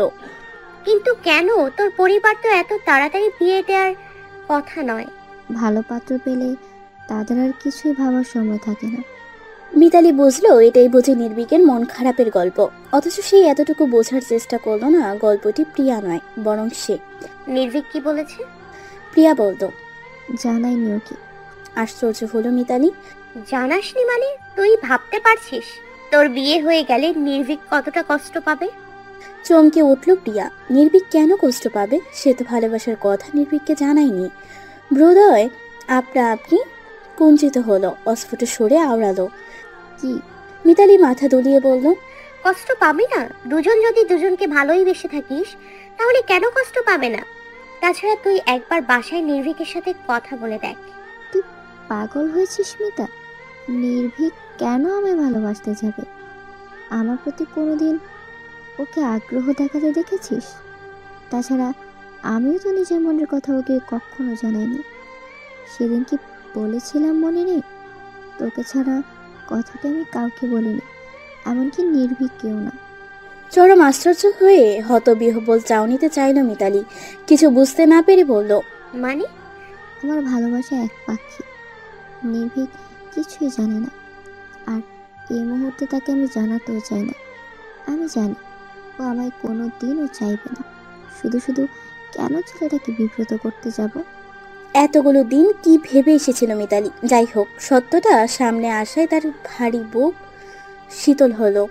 প্রিয়ার জন্য ভীষণ খারাপ লাগা কাজ করলো, কেমন প্রশান্তি লাগছে ভেতরটায়। মিতালি প্রশ্ন করলো। ছেলেটা তোর পছন্দ? সবার যেখানে পছন্দ সেখানে আমার পছন্দ না হয়ে যাবে কোথায়? তার মানে বিয়েটা তুই করছিস? মেয়েটার চেহারায় তাকাতে পারলো না মিতালি। চোখ মুখ লাল হয়ে আছে, মনে হচ্ছে এক্ষুনি কেঁদে ফেলবে। তাকে কাঁদতে দেওয়া উচিত। অন্তকরণের ভালোবাসা পুষে রাখা নিঃশ্বাস হওয়ার চেয়ে কেঁদে হালকা হওয়া ভালো। তাকে স্পেস দিতে এমন করুণ মুহূর্তে সান্ত্বনা না দিয়ে স্বার্থপরের মতো মিতালি বলল। আমার তাড়া আছে, উঠছি এখন। মিতালি দৃষ্টি সীমানা অতিক্রম করতে চাপা রেখে কান্না উগলে দিল প্রিয়া। মুখ চেপে কান্নার শব্দ প্রতিহত করতে চাইল। দিঘির স্বচ্ছ টলটলে চলে তাকিয়ে নিজেকে আরেকটু উন্মুক্ত করে দিল সে। তুই এত স্বার্থপর কেন মিতা? আমি একটু সান্ত্বনা দিলি না? তোর জন্য আমি নির্ভীককে ছেড়ে দিলাম, শুধু তোর জন্য। নির্ভীকের চোখে তোর জন্য উথাল পাথাল করা মায়া আমি দেখেছি। আমার মনে কখনো তোর জন্য হিংসে ছিল না, তবু সেদিন তোকে নির্ভীকের কথা জানালাম যেন তুই দূরে সরে যাস, শুধু একটু ভালোবাসা পাওয়ার জন্য। নয়তো আমি তোর ক্ষতি চাইনি, সত্যি ক্ষতি চাইনি। এত কিছু করেও আমি নির্ভীকের মন পেলাম না। আমি চাই তুই ভালো থাক, তাই তো বিয়েতে মত দিয়ে দিয়েছি, যাতে অনেক দূরে চলে যেতে পারি তোদের মাঝখান থেকে। তোর প্রতি কখনো হিংসা মনে পুষতে পারি না আমি। অনেকটা শব্দ করে কাঁদলো প্রিয়া। এদিকটায় তেমন কারো আনাগোনা নেই বিদায় সমস্যা হলো না। যে ভালোবাসা হারায় সে শুধু ভালোবাসাই হারায় না, হারায় আমি সত্তাকে। নিঃশব্দে চুরমার হয়ে যায় যতনে গড়া হৃদয়। সময় দুটোর কাটায় স্কুল পিরিয়ড টাইম। ফোন হাতে মেসেঞ্জার টেক্সট পাঠালো মিতালি। সকাল থেকে দখল যাওয়ার ক্লান্ত শরীরটা নিয়ে চেয়ারে বসে ঝিমিয়ে রইল নির্ভীক। শরীরে শক্তি কোলাচ্ছে না বলে খেতে গেল না সে। দৈবাত মেসেঞ্জারের টংটাং শব্দ হলো।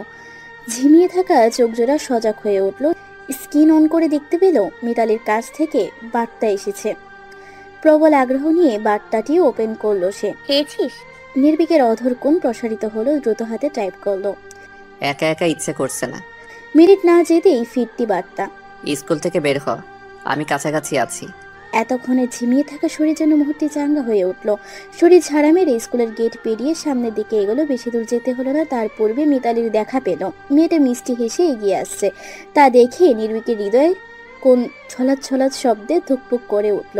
ভালোবাসায় জাদু আছে, নয়তো সাধারণ বিষয়কেও কেমন অসাধারণ লাগে। সারাক্ষণ মন কাননে ভালো লাগার পাখিগুলো কিচিরমিচির করে। একসাথে খাবার শেষ করে মিতালি বাকি ক্লাসগুলো নিতে নির্ভীকের সাথে স্কুলে ফিরল। স্কুল শেষ ফেরার পথেই চেয়ারম্যান চাচার সাথে দেখা হলো। সালাম জানালো মিতালি। তিনিও হাস্যোজ্জ্বল মুখে জবাব দিলেন, স্নেহভাজন কণ্ঠে বললেন, তোমার সাথে কিছু কথা বলবো। মিতালি নর্ম সুরে বলল, জি চাচা বলুন। মালি আজকাল তোমার মিনা ভাবির কাছে পড়তে চায় না। ভাবছি ওর জন্য ঘরোয়া শিক্ষক রাখবো। আমরা তোমার কথাই ভাবলাম, তোমার যদি সময় হয় তাহলে মালিয়াকে একটু সময় দেবে। মিতালি ইতস্তত করে বলল, আসলে আমার তো দিনের বেলায় সময় নেই চাচা। নির্ভীক যেন হাত ছেড়ে বাঁচলো। এখন যদি মিতালি হ্যাঁ করে দিত তবে তার কানের নিচে দুটো দেওয়ার ইচ্ছেটা দমিয়ে রাখতো না সে। চেয়ারম্যান চাচা বললেন, তুমি না হয় সন্ধ্যের পরে পড়িয়ে দাও, বাড়ির কারোর কাছেই সে পড়বে না। আর বাইরে কাউকে ভরসাটাও ঠিক করতে পারছি না। তুমি সময় দিলে উপকৃত হতাম। পড়ানোর পর তোমায় এসরাক বা নির্ভীক না হয় বাড়ি পৌঁছে দেবে। এতটা অনুরোধ ফেলতে পারল না মিতালি। হ্যাঁ করে দিল সে। চেয়ারম্যান সাহেব কথা পাকা করে নিজ গন্তব্যে পা চালালেন। রাগ হলো নির্ভীকের। নায়কের পাটা ফুলে উঠল তার। মিতালির সাথে কথা না বলেই আগে আগে হাঁটলো। পেছনে পড়ে যাওয়ার এক প্রকার দৌড়ে নির্ভীকের পাশে দাঁড়ালো মিতালি। হাঁপিয়ে যাওয়া গলায় বলল, তুই আমায় ফেলে এমন ঘোড়ার মতো ছুটছিস কেন? নির্ভীক তেরে তার দিকে এগোতে গিয়েও দমে গেল। দাঁতে দাঁত চেপে পড়ল। সারাদিন গাদার খাটুনি খেটেও রাতে আমাদের বাড়িতে কেন তোকে যেতে হবে? না করে দিতে পারলি না? মিতালি আমতা আমতা করে বলল, চাচা এত করে বললো, ওনার দ্বারা আমি অনেকবার উপকৃত হয়েছি। এতটাও অকৃতজ্ঞ আমি নই। তাছাড়া দুটো পয়সা বেশি পেলে আমারই লাভ। ফুস করে শ্বাস ছাড়লো নির্ভীক। মেয়েটার সাথে কথা বলে খুব একটা লাভ নেই মনে করে আর কথা বাড়ালো না নির্ভীক। তবে তার আরও একটা দায়িত্ব আজ থেকে যোগ হলো। চেষ্টা করতে হবে যাতে মিতালিকে বাড়ি পৌঁছে দেওয়ার দায়িত্ব ইশরাকের নয়, তারই হয়। গোছানো পড়ার টেবিল, হাতের কাছে কয়েকটা বই খাতা নিয়ে গোল গোল চেহারা আর মরম রূপে বসে আছে মালিহা। মিতালিকে দেখি মিষ্টি হাসলো, মিতালিও হাসলো। প্রথম ধাপেই পড়াই গেল না। মালিহার সাথে ছোট বাচ্চা হলো, গল্প ছন্দে কিছুটা সময় কাটালো। প্রথমে বাচ্চাদের পড়াতে গেলে এরা পড়াতে মনোযোগ দিতে চায় না, অনীহা প্রকাশ করে। মেরে ধরে কিছু শেখানো যায় না, বরং আরও বেঁকে বসে।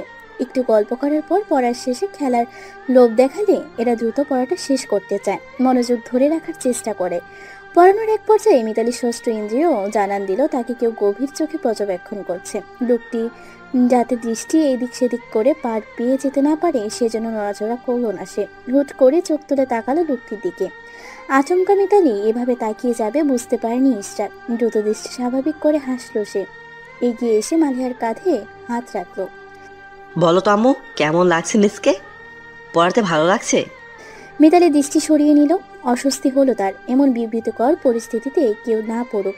ইদানিং ইশরাক ভাই তার দিকে অন্যরকম দৃষ্টিতে তাকাচ্ছে, যেটা মোটেও স্বাভাবিক লাগছে না মিতালির। মনে হচ্ছে কিছু বলতে চায়। আচ্ছা, সে কি সরাসরি প্রশ্ন করবে যে আপনি আমায় কিছু বলতে চান? কিন্তু তাকে কি বা বলার থাকতেই পারে। সময় দেখে ইশরাক বলল, চলো তোমায় বাড়ি পৌঁছে দিয়ে আসি। মিতালি সায় জানালো আশেপাশে নির্ভীক নেই, তার মানে ইশরাকের সাথেই পৌঁছতে হবে।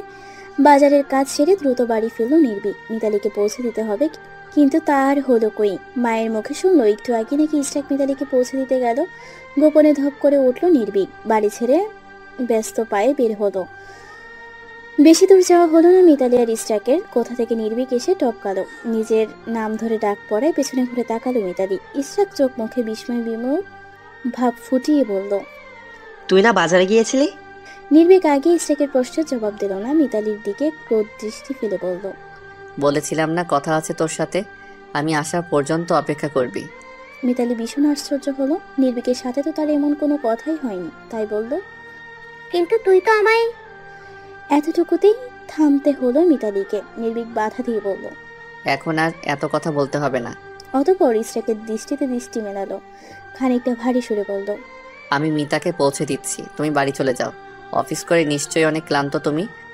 ইশরাক কিউ দংশ সময় নিমিষহীন তাকিয়ে রইল নির্ভীকের শক্ত ভাঁজে লুকিয়ে রাখা একজোড়া চঞ্চল চোখে। অতঃপর ঠোঁট বেঁকিয়ে হাসল, যার অর্থ বা মর্ম উপলব্ধি করতে পারল না নির্ভীক। ইশরাক সামনে ইশারা করে বলল, চল দুজনকে দিয়ে আসি। আর আমি ঠিক আছি, ক্লান্তিবোধ হারিয়ে সেই কবে সতেজতা ফিরে এসেছে। কথাটি বলতে গিয়ে আর চোখে মিতালিকে দেখলো নির্ভীক, কথা বলল না। মিতালিকে পৌঁছে দিল দুজন।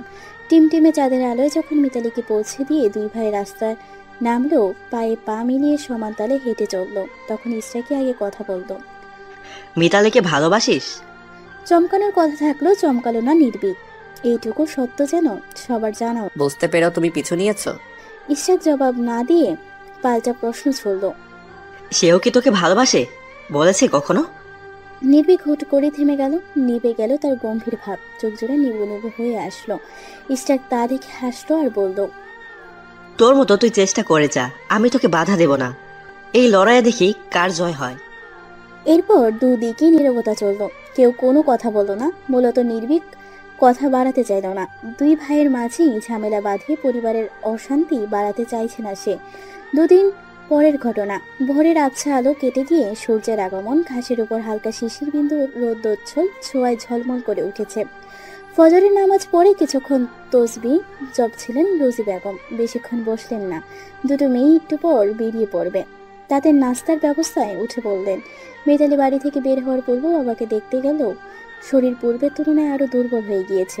গত মাসে 1000 টাকার ওষুধ এনে দিয়েছিলেন মাত্র 10 দিনের। তখন খানিকটা সুস্থ বোধ করলো, এখন পূর্বের তুলনায় একটু বেশি অসুস্থ। বাবা চোখ খোলেন, রোদ হয়ে আসা হাত পাগুলো নিজে নিজে নাড়ানোর চেষ্টা করছেন। বলা যায় ব্যায়াম, যাতে একেবারেই অবশ না হয়ে যান। তাহলে যে তাকে নড়াচড়া করতে স্ত্রী আর মেয়েদের কষ্ট হয়ে যাবে। মিতালি বাবাকে দেখে নিঃশব্দে প্রস্থান করলো। দীর্ঘশ্বাস ছেড়ে ভাবলো, তার যদি কারাকারি টাকা থাকতো তবে আব্বাকে সে কোনো ভালো ডাক্তার দেখাতে পারত। প্রতিটি নিম্নবিত্ত আর মধ্যবিত্তর একটাই দীর্ঘশ্বাস, আর সেটা হচ্ছে টাকা। আজও মিতালির গতিপথে রিক্সা এসে থামলো। সে উঠল না রিক্সায়। আজ কিছু কড়া কথা বলার পালা। এভাবে রোজ রোজ লোক সমাজ তাকে হেনস্থা করার জবাব নেবে সে। পাশে মাহাও ছিল। মিতালি তার হাত ধরে সামনে এগোলো। ইশরাক রিক্সা থেকে নেমে সে ওদের পিছন পিছন আসলো। জনাকীর্ণহীন সরু রাস্তার পাশে ঘেঁষে হাঁটতে গিয়েও পাঁজরা থামিয়ে নিল মিতালি। আশেপাশে লোক সমাগম নেই, এটাই কথা বলার মোক্ষম সুযোগ। মিতালিকে থেমে যেতে দেখে ইশরাক বলল, রিক্সায় উঠলে না যে? মিতালির চোয়ালখানা শক্ত হয়ে আসলো, মরম রূপ ফাটা পড়লো কঠিন খোলসের আড়ালে। শান্ত রূপে কঠিন হলো সে, ধীর কণ্ঠে বলল, কেন রোজ রোজ আমি ভাড়া ছাড়া রিক্সা উঠবো? যখন আমার মনে হবে আমার কাছে পর্যাপ্ত টাকা আছে, আমি রিক্সায় চড়ে যেতে পারবো, তখন আমি নিজে থেকে উঠবো। ইশরাক ডান ভ্রু খানিক কুঁচকে নিল, রাশ ভারী গলায় শোধালো, তোমার ভাড়া দেওয়ার প্রয়োজন তো পড়ছে না? এতক্ষণ যাবৎ ঠান্ডা মস্তিষ্কে বাক্যলাপ চললেও এই পর্যায়ে তেতে উঠল মিতালি। খানিক জোরালো কণ্ঠে বলল, আমার আত্মসম্মান চিনি, আর নিজেদের আত্মসম্মান আছে বলেও মনে করি। এতটুকু জ্ঞান আমাদের আছে যে কে আমাদের কতটা পছন্দ করে, আমরাও তাকে ঠিক ততটাই সম্মান দিতে জানি, শুধু শুধু তাকে বিরক্ত করি না। কথার তীরটা যে সরাসরি ইস্টাককে ইশারা করলো, সেটা সে হয়তো কিছুটা আঁচ করতে পেরেছে, তাই নিঃসংকোচ প্রশ্ন করলো। কাউকে পছন্দ করা কি অপরাধ? মিতালি কাট গলায় জবাব দিল। পছন্দ করা অপরাধ নয়, কিন্তু তার অপছন্দনীয় কাজগুলো করা অপরাধ। আশা করি আমাদের পিছু পিছু আপনাকে আর দেখতে পাবো না। কথাটি বলে মাহার হাত চেপে পা বাড়ালো মিতালি। চোখের কোণ জলে চিকচিক করছে মাহার। সে এতটুকু আজ নিশ্চিত হলো যে ইশরাক ভাই আপুকে পছন্দ করে। এই জন্যই বুঝি এতদিন তার সাথে ভাব জমিয়েছে। ছলে বলে কৌশলে কিভাবে আপুর কথা জিজ্ঞেস করতো তাও মনে পড়ে গেল। সে চোখের জল গড়াতে দিল না। তার পূর্বে স্কার্পের কোণা দিয়ে সন্তপর্ণে মুছে নিল চোখের কোণ। ইশরাক হতভম্ব হয়ে দাঁড়িয়ে রইল। কি হলো ঠিক বুঝলো না। মিতালিকে কোনোভাবে বিয়ের পূর্বের দুজনের সন্ধিটাকে ভয় পাচ্ছে, তবে সে যথাযথ ব্যবস্থা নেবে। আজ মালিহাকে পড়াতে এসে মিতালি চেয়ারম্যান চাচার খোঁজ করলো। তিনি বাড়ি ছিলেন না বিধায় মালিহাকে পড়িয়ে কিছুক্ষণ অপেক্ষা করলো। নির্ভীক এসে পড়লো মিতালিকে পৌঁছে দিতে। চেয়ারম্যান সাহেব স্ত্রীর কাছে জরুরি তলব শুনে মিতালির মুখোমুখি বসলেন। বলো মিতালি, কি বলতে চাও? শ্বাস নিয়ে স্বাভাবিক থাকার চেষ্টা করলো মিতালি। সরল গলায় বলল, আব্বা আমায় নিয়ে দুশ্চিন্তায় থাকেন। সন্ধ্যার পর কখনো বাড়ির বাইরে থাকেনি তো। তাছাড়া সকালে বেরিয়ে সন্ধ্যা ছুঁই সময়ে বাড়ি ফিরি, তারপরেই এখানে আসতে হয়। আমি পরিবারকে সময় দিতে পারি না। আব্বা মা চাইছেন না আমি সন্ধ্যার পর কোথাও পড়াই। ক্ষমা করবেন আমায়। আপনারা আমার বিপদে অনেক সহযোগিতা করেছেন, কিন্তু বাবা মায়ের অবাধ্য হয়ে আমি মালিহাকে পড়াতে পারছি না। নির্ভীকের মনে লাড্ডু ফোটে। এতদিন মেয়েটা একটা সঠিক সিদ্ধান্ত নিয়েছে। তার ইচ্ছে হলো একবার মিতালিকে শক্ত করে জড়িয়ে ধরতে, বুকের বাঁ পাশে চেপে ধরে বলতে ইচ্ছে করলো, শুনতে পাচ্ছিস? তোর সিদ্ধান্তে খুশি হয়ে আমার বুকের লাভটা বেড়ে গিয়েছে। চেয়ারম্যান সাহেবের চোয়ালে আধার নামল। তিনি বেশ অসন্তুষ্ট গলায় বললেন, সে কি কথা মিতালি, এতটা অনুনয় করে বললাম তোমায়। তাছাড়াও মালিয়াকেও দেখছি তোমার সাথে বেশ মিলেমিশে পড়াশোনা করছে। এখন তুমি এই কথা বললে কি চলে? আমি দুঃখিত চাচা, কিন্তু এছাড়া আমার উপায় নেই। মিতালিকে বাঁচাতে নির্ভীক বলল, মালিয়াকে না হয় আমি পড়াবো এখন থেকে। চেয়ারম্যান সাহেব বললেন, এতদিন পড়াতে পারিসনি, এখন পারবি? ও পড়বে তোর কাছে। অতঃপর মিতালির উদ্দেশ্যে বলল, তোমার রাতে পড়াতে সমস্যা তো, তাহলে দিনে পড়িয়ে দাও। মিতালি ইতস্তত ভাবে কিছু বলতে চাইছে, কিন্তু পারছে না। অনবরত দু হাত কষলে যাচ্ছে। সেটা লক্ষ্য করে চেয়ারম্যান সাহেব তীক্ষ্ণ চাহনি ফেলে বললেন, দিনের বেলায়ও সমস্যা? মিতালি লজ্জায় আর জবাব দিতে পারলো না। তার তো সকাল থেকেই সময় নেই। সামনে বছর শেষে সবার পরীক্ষা আসছে। কোনো স্টুডেন্টের মা বাবাই শিক্ষক ছাড়তে চাইবে না, আর না সেদিনে মালিহাকে পড়াতে পারবে। মিতালিকে নতমস্তকে দাঁড়িয়ে থাকতে দেখে চেয়ারম্যান সাহেব বিরস মুখে জবাব দিলেন, আচ্ছা বেশ। মিতালি সালাম জানিয়ে বেরিয়ে পড়ল। মালিহাকে পড়াতে তার ভালোই লাগে। তাকে পড়ানো বাদ দিয়েছে বাধ্য হয়ে। তার একমাত্র কারণ ইশরাক। তার চোখে দৃষ্টি খুব ভালো কিছু বলছে না। এভাবে তার দিকে গভীর দৃষ্টি ফেলা কারো নজর পড়ে গেলে সর্বনাশ। সবাই হয়তো তার দোষী চোখে দেখবে। গ্রাম অঞ্চলে মেয়েদের দোষী ধরা হয় বেশিরভাগ সময়। কেউ ইশরাকের দোষ দেবে না, সবাই মিতালি চরিত্রে আঙুল তুলবে। সবার মুখে মুখে রটে যাবে টাকার লোভে চেয়ারম্যানের ছেলেকে হাত করেছে। কেননা মিতালিদের অবস্থা খুব একটা ভালো নয়। 1000-2 টাকার জন্য আত্মসমনে সে দাগ লাগাতে দেবে না। নির্ভীক পেছন থেকে প্রফুল্ল চিত্তে শোধালো, চলো আইসক্রিম খাই। মিতালি বাদ সাধল। এখন ঠান্ডার প্রকোপ ধীরে ধীরে বাড়ছে, আইসক্রিম খাবো না। নির্ভীক বাদ মানল না। তাকে দাঁড় করিয়ে দুটো আইসক্রিম নিয়ে এলো দোকান থেকে। রাতে বাবার সাথে আলাদা ঘরে বসলো ইশরাক। কিছু সময় দম ধরে পড়েও রইল। এরপরেই ঠাস করে বলে দিল, আমি মিতালিকে বিয়ে করতে চাই। চেয়ারম্যান সাহেব বিস্ফোরিত চোখে তাকালেন। গম্ভীর সুরে শোধালেন চেয়ারম্যান সাহেব, মিতালিকে কেন বিয়ে করতে হবে? ইশরাকের কাট জবাব, কারণ তাকে আমার পছন্দ। তোমার কোনো আপত্তি আছে কি? আমার আপত্তি থাকবে কেন? তবে তার পরিবারের ঘোরতর আপত্তি থাকতে পারে।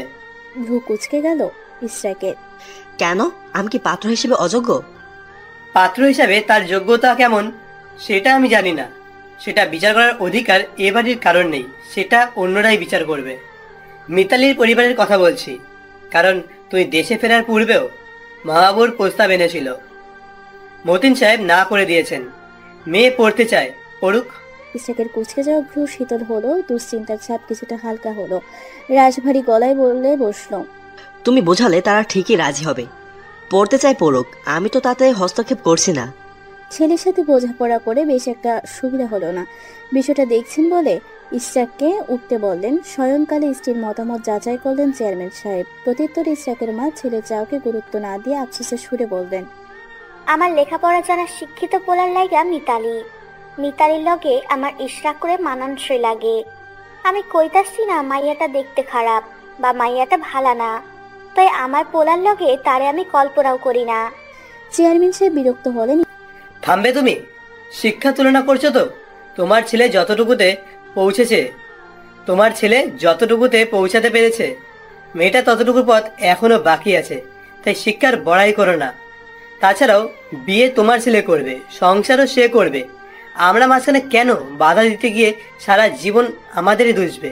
ইশরাকের মা বিরাস বদনে, এবারের বউ হইয়া আইব বইলাই বুঝি মালিহারে পড়ানো ছাড়ছে।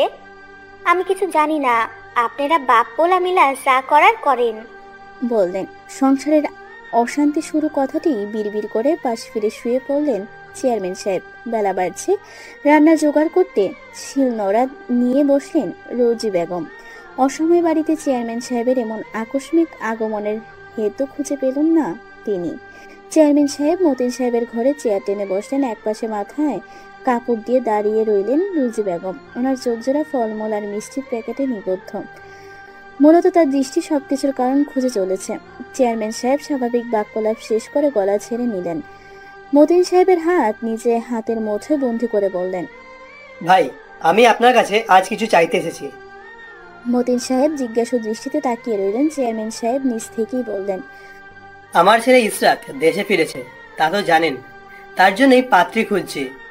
এখন ছেলের আপনার বড় মেয়ে মিতালিকে পছন্দ হয়ে গেছে।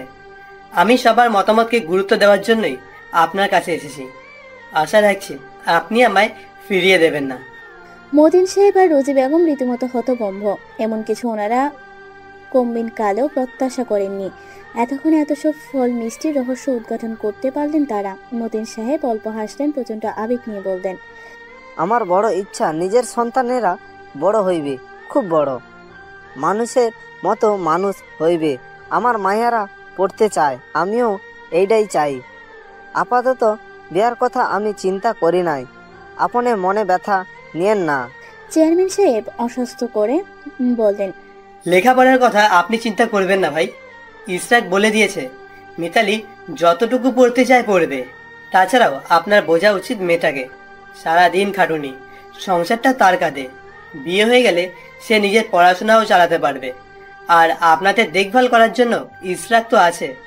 অন্তত মেয়েটার কথা ভাবুন। রোজি বেগম সবকিছু শুনি মত দিতে চাইলেন, কিন্তু মতিন সাহেব সরাসরি কোনো জবাব দিলেন না। তিনি দু কলম পড়ালেখা না জানলেও বিবেক বুদ্ধিহীন মানুষ নন, তাই তো বললেন, আমি মিতালির লগে কথা কই, তারপর আপনারে জানামু। আমার মায়ার কথার দাম আমার কাছে সবার আগে। চেয়ারম্যান সাহেব ওনাদের সময় দিয়ে বিদায় নিলেন। বলে গেলেন দ্রুত যেন খবরটা জানায়। তিনি যেতে রুজি বেগম স্বামীর উপর ক্ষোভ প্রকাশ করলেন। এমন ভালো সুযোগ হাতছাড়া করলেন কেন? মায়ার কথার দাম দিবেন ভালো কথা, এখন কি আপনার আগের সময় আছে? মায়াটার চেহারা দেখছেন? দিন দিন আমাদের লইয়া খাটতে গিয়া কি হইতাছে। তার পড়ালেখা করানোর ইচ্ছা যেহেতু বিয়ের পরেও পূরণ হইব, তখন এত বাহানা কেন? মেয়ের কষ্টের কথা ভেবে রোজি বেগম রাজি হলেও মতিন সাহেব বললেন, হেইডা তুমি বুঝবা না। আমার মাইয়া ছোটবেলা থেকেই আমার কথার দাম দিয়া আইছে। কোনোদিন তার লাগে কোনো অভিযোগ বাড়িতে আসে নাই। আমি কেমনে তার জীবনে সবচেয়ে বড় সিদ্ধান্তের তার কথার দাম নাই দেই। রোজি বেগম নিজের কাজে ফিরে গেলেন। স্বামীর কথায় ওনার মন সন্তুষ্ট হলো না। মেয়েটা খালি বাড়ি আসুক, তাকে বিয়ের জন্য রাজি করেই ছাড়বেন তিনি। মায়ের মুখে ইশরাকের বিয়ের কথা শোনার পর থেকে শান্ত থাকতে পারল না নির্ভীক। সে কি হারাতে বসেছে তার সুখকে? তার অস্থিরতা মাত্রা ক্রমশ বাড়ল, বই কমল না। সে দ্বিধায় মরছে, মরমে পুরে খা খা করছে চিত জোরে। মিতালি এই মুহূর্তে বিয়ে করবে না সে শতভাগ নিশ্চিত। তবু কোথাও একটা হারানোর ভয় থেকে কাবু করে ফেলছে। দ্বিধাদ্বন্দ্বে ভুগছে সে। যদি তার উন্মাদনা প্রেম নলে হাজার বছরের বন্ধুত্বে ফাটল ধরে, যদি চিরতরে হারিয়ে যায় সে মানুষ। মিতালির কপালে সামান্য বলি রেখা ফুটে উঠল। একইভাবে নির্ভীককে জিজ্ঞেস করল, কি হয়েছে তোর? এমন চিন্তিত দেখাচ্ছে কেন? নির্ভীক উন্মাদের মতো আচরণ করতে গিয়েও থেমে গেল, কেবল মন্থন গতিতে জবাব দিল, আমার আজকের কবিতারই গুরুত্ব দিয়ে শুনবি? মিতালি আলতো হেসে বলল, আচ্ছা বল। নির্ভীক গভীর আবেগে মিশে বলল।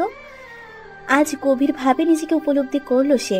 শ্রুতি মধুর তার আবৃত্তিকৃত কবিতাখানা গোগ্রাসে গিলে নিচ্ছে মিতালি। তুমি কি আমার আকাশ হবে? মেঘ হয়ে যাকে সাজাবো আমার মনের মতো করে? তুমি কি আমার নদী হবে, যার নিবিড় আলিঙ্গনে ধন্য হয়ে তোরই বেশে ভেসে যাব কোনো অজানা গন্তব্যের পথে? তুমি কি আমার জ্যোৎস্না হবে, যার মায়াজালে বিভোর হয়ে নিজেকে সঁপে দেব সকল বাস্তবতা ভুলে? তুমি কি আমার কবর হবে, যেখানে শান্তির শীতল বাতাসে বয়ে যাবে আমার চিরনিদ্রার অফুরন্ত প্রহর? আবুল হাসান। কিছু মুহূর্তের জন্য সম্মোহিত হলো মিতালি। তার নয়ন জোড়ায় সীমাহীন ঘোর। নির্ভীক জিজ্ঞেস দৃষ্টিতে তাকিয়ে রইল তার জবাবের আশায়। মিতালিকে বুঝতে পারেনি এটা কেবল কবিতা নয়, তাকে ভালোবাসার নিমন্ত্রণ। মিতালির ঘোর কাটালো মায়ের ফোন পেয়ে। তার অভিব্যক্তি বদলে গেল। একটু আগের কি ভীষণ মায়া তার চোখ জোড়ায় রইল না। মা জানালেন আজ তাড়াতাড়ি বাড়ি ফিরতে, কিন্তু কারণ জানালেন না। কথা শেষ করে সময় দেখল মিতালি, স্বাভাবিক গলায় বলল, চল, পিরিয়ড টাইম শেষ। নির্ভীক তার জবাব না পেয়ে ব্যথাতুর কণ্ঠে শোধালো, এ ব্যথা আমি সইতে পারবো না মিতা। এক পাও এগোতে পারল না মিতালি। রোদ হয়ে আসা পা জোড়া ছাই দাঁড়িয়ে রইল। ধীরে সুস্থে নিজেকে স্বাভাবিক করে পেছনে ঘুরল। মিথ্যে ব্যাকুলতা নিয়ে প্রশ্ন করল, সে কি, কোথায় ব্যথা হচ্ছে তোর? নির্ভীকের আখিদয় নিমিষহীন মিতালির কাঠিন্য চোয়ালে ঘুর ঘুর করলো, অতপর অধর করে জোরে ঠেলে হাসলো একটুখানি তাচ্ছিল্য মাখা হাসি। বলল, কিছু না, চল। মিতালিকে পেছনে রেখে নির্ভীক চলে গেল। রেখে গেল এক আকাশ অভিমান। তাকে সম্পূর্ণ বুঝেও যে মানুষ তার অনুভূতি হেলা করে, সে মানুষ তার না পাওয়ার খাতায় থাক। নীরবতায় পড়ে থাকুক হৃদয়ের এক কোণে ভীষণ যত্নে। নির্ভীকের গমন পথে চেয়ে কেবল দীর্ঘশ্বাস বেরিয়ে এলো মিতালির। জীবন বড্ড বিচিত্র, বড্ড কঠিন। আমরা যত সহজে কল্পনা করতে পারি, বাস্তব চিত্রে তা সাধন করা দুষ্কর। ভাবনার ইতি টেনে উঠে পড়ল মিতালি। মাহা এখন আর ইসরাতকে দেখে অনুভূতিগুলো বাড়তে দেয় না। সে ইতি টানতে চায় তার অনুভূতির। আজ নিজেই নিজের অনুভূতিগুলোকে ঠুনকো আবেগ বলে তুচ্ছ তাচ্ছিল্য করতে চাইল। সে শুধুই প্রেমে পড়েছে, ভালোবাসা চেনেনি। ভুল সময়ে ভুল মানুষকে সে পেতে চেয়েছে, নিজের লক্ষ্য থেকে সরে এসেছে। অব্যক্ত কষ্টগুলো বুকের খাঁচায় বন্দি করে রাখলো। সুখ সবার সাথে ভাগ করে নেওয়া গেল, ব্যথা কেবল নিজে। আজ বোনের বিয়ের কথাও শুনল। মা যে রাজি আছেন তা বেশ বুঝতে পারল। মিতালি বাড়ি ফেরার পর থেকে মা আজ অন্যান্য দিনের তুলনায় বেশ খাতিয়ে যত্ন করছেন। মা ভালোবাসেন না এমন নয়, কিন্তু আজ প্রয়োজনের চেয়ে অতিরিক্ত মনে হলো তার কাছে। খাবার সময় মেয়ের পাশে দাঁড়িয়ে থেকে সব কথা গুছিয়ে নিচ্ছেন রুজি বেগম, কিন্তু মেয়ের কথায় সব এলোমেলো হয়ে গেল।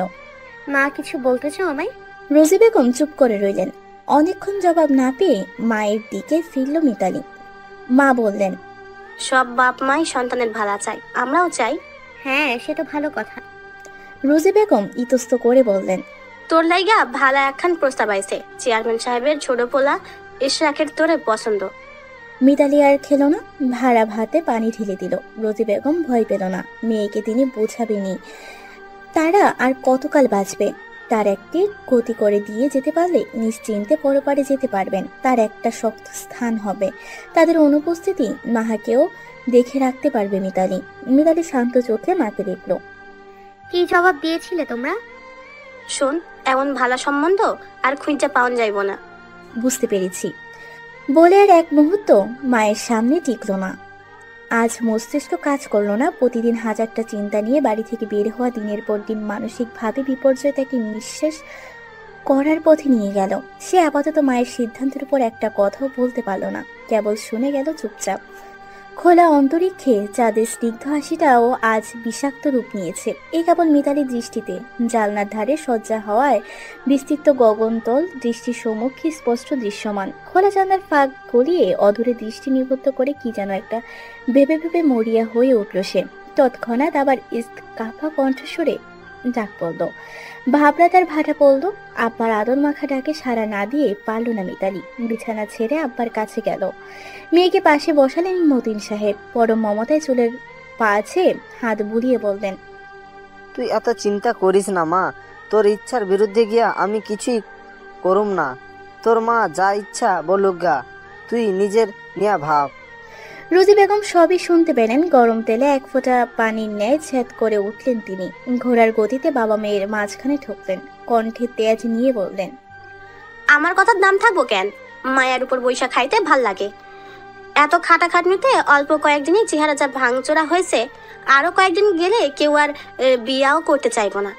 এত ভালা পোলা ভালা সম্বন্ধ পায়ে ঠেলতেছো বাপ মায়া মিলা। আমি আজই চেয়ারম্যান সাহেবের কমু বিয়ার বন্দোবস্ত করতে।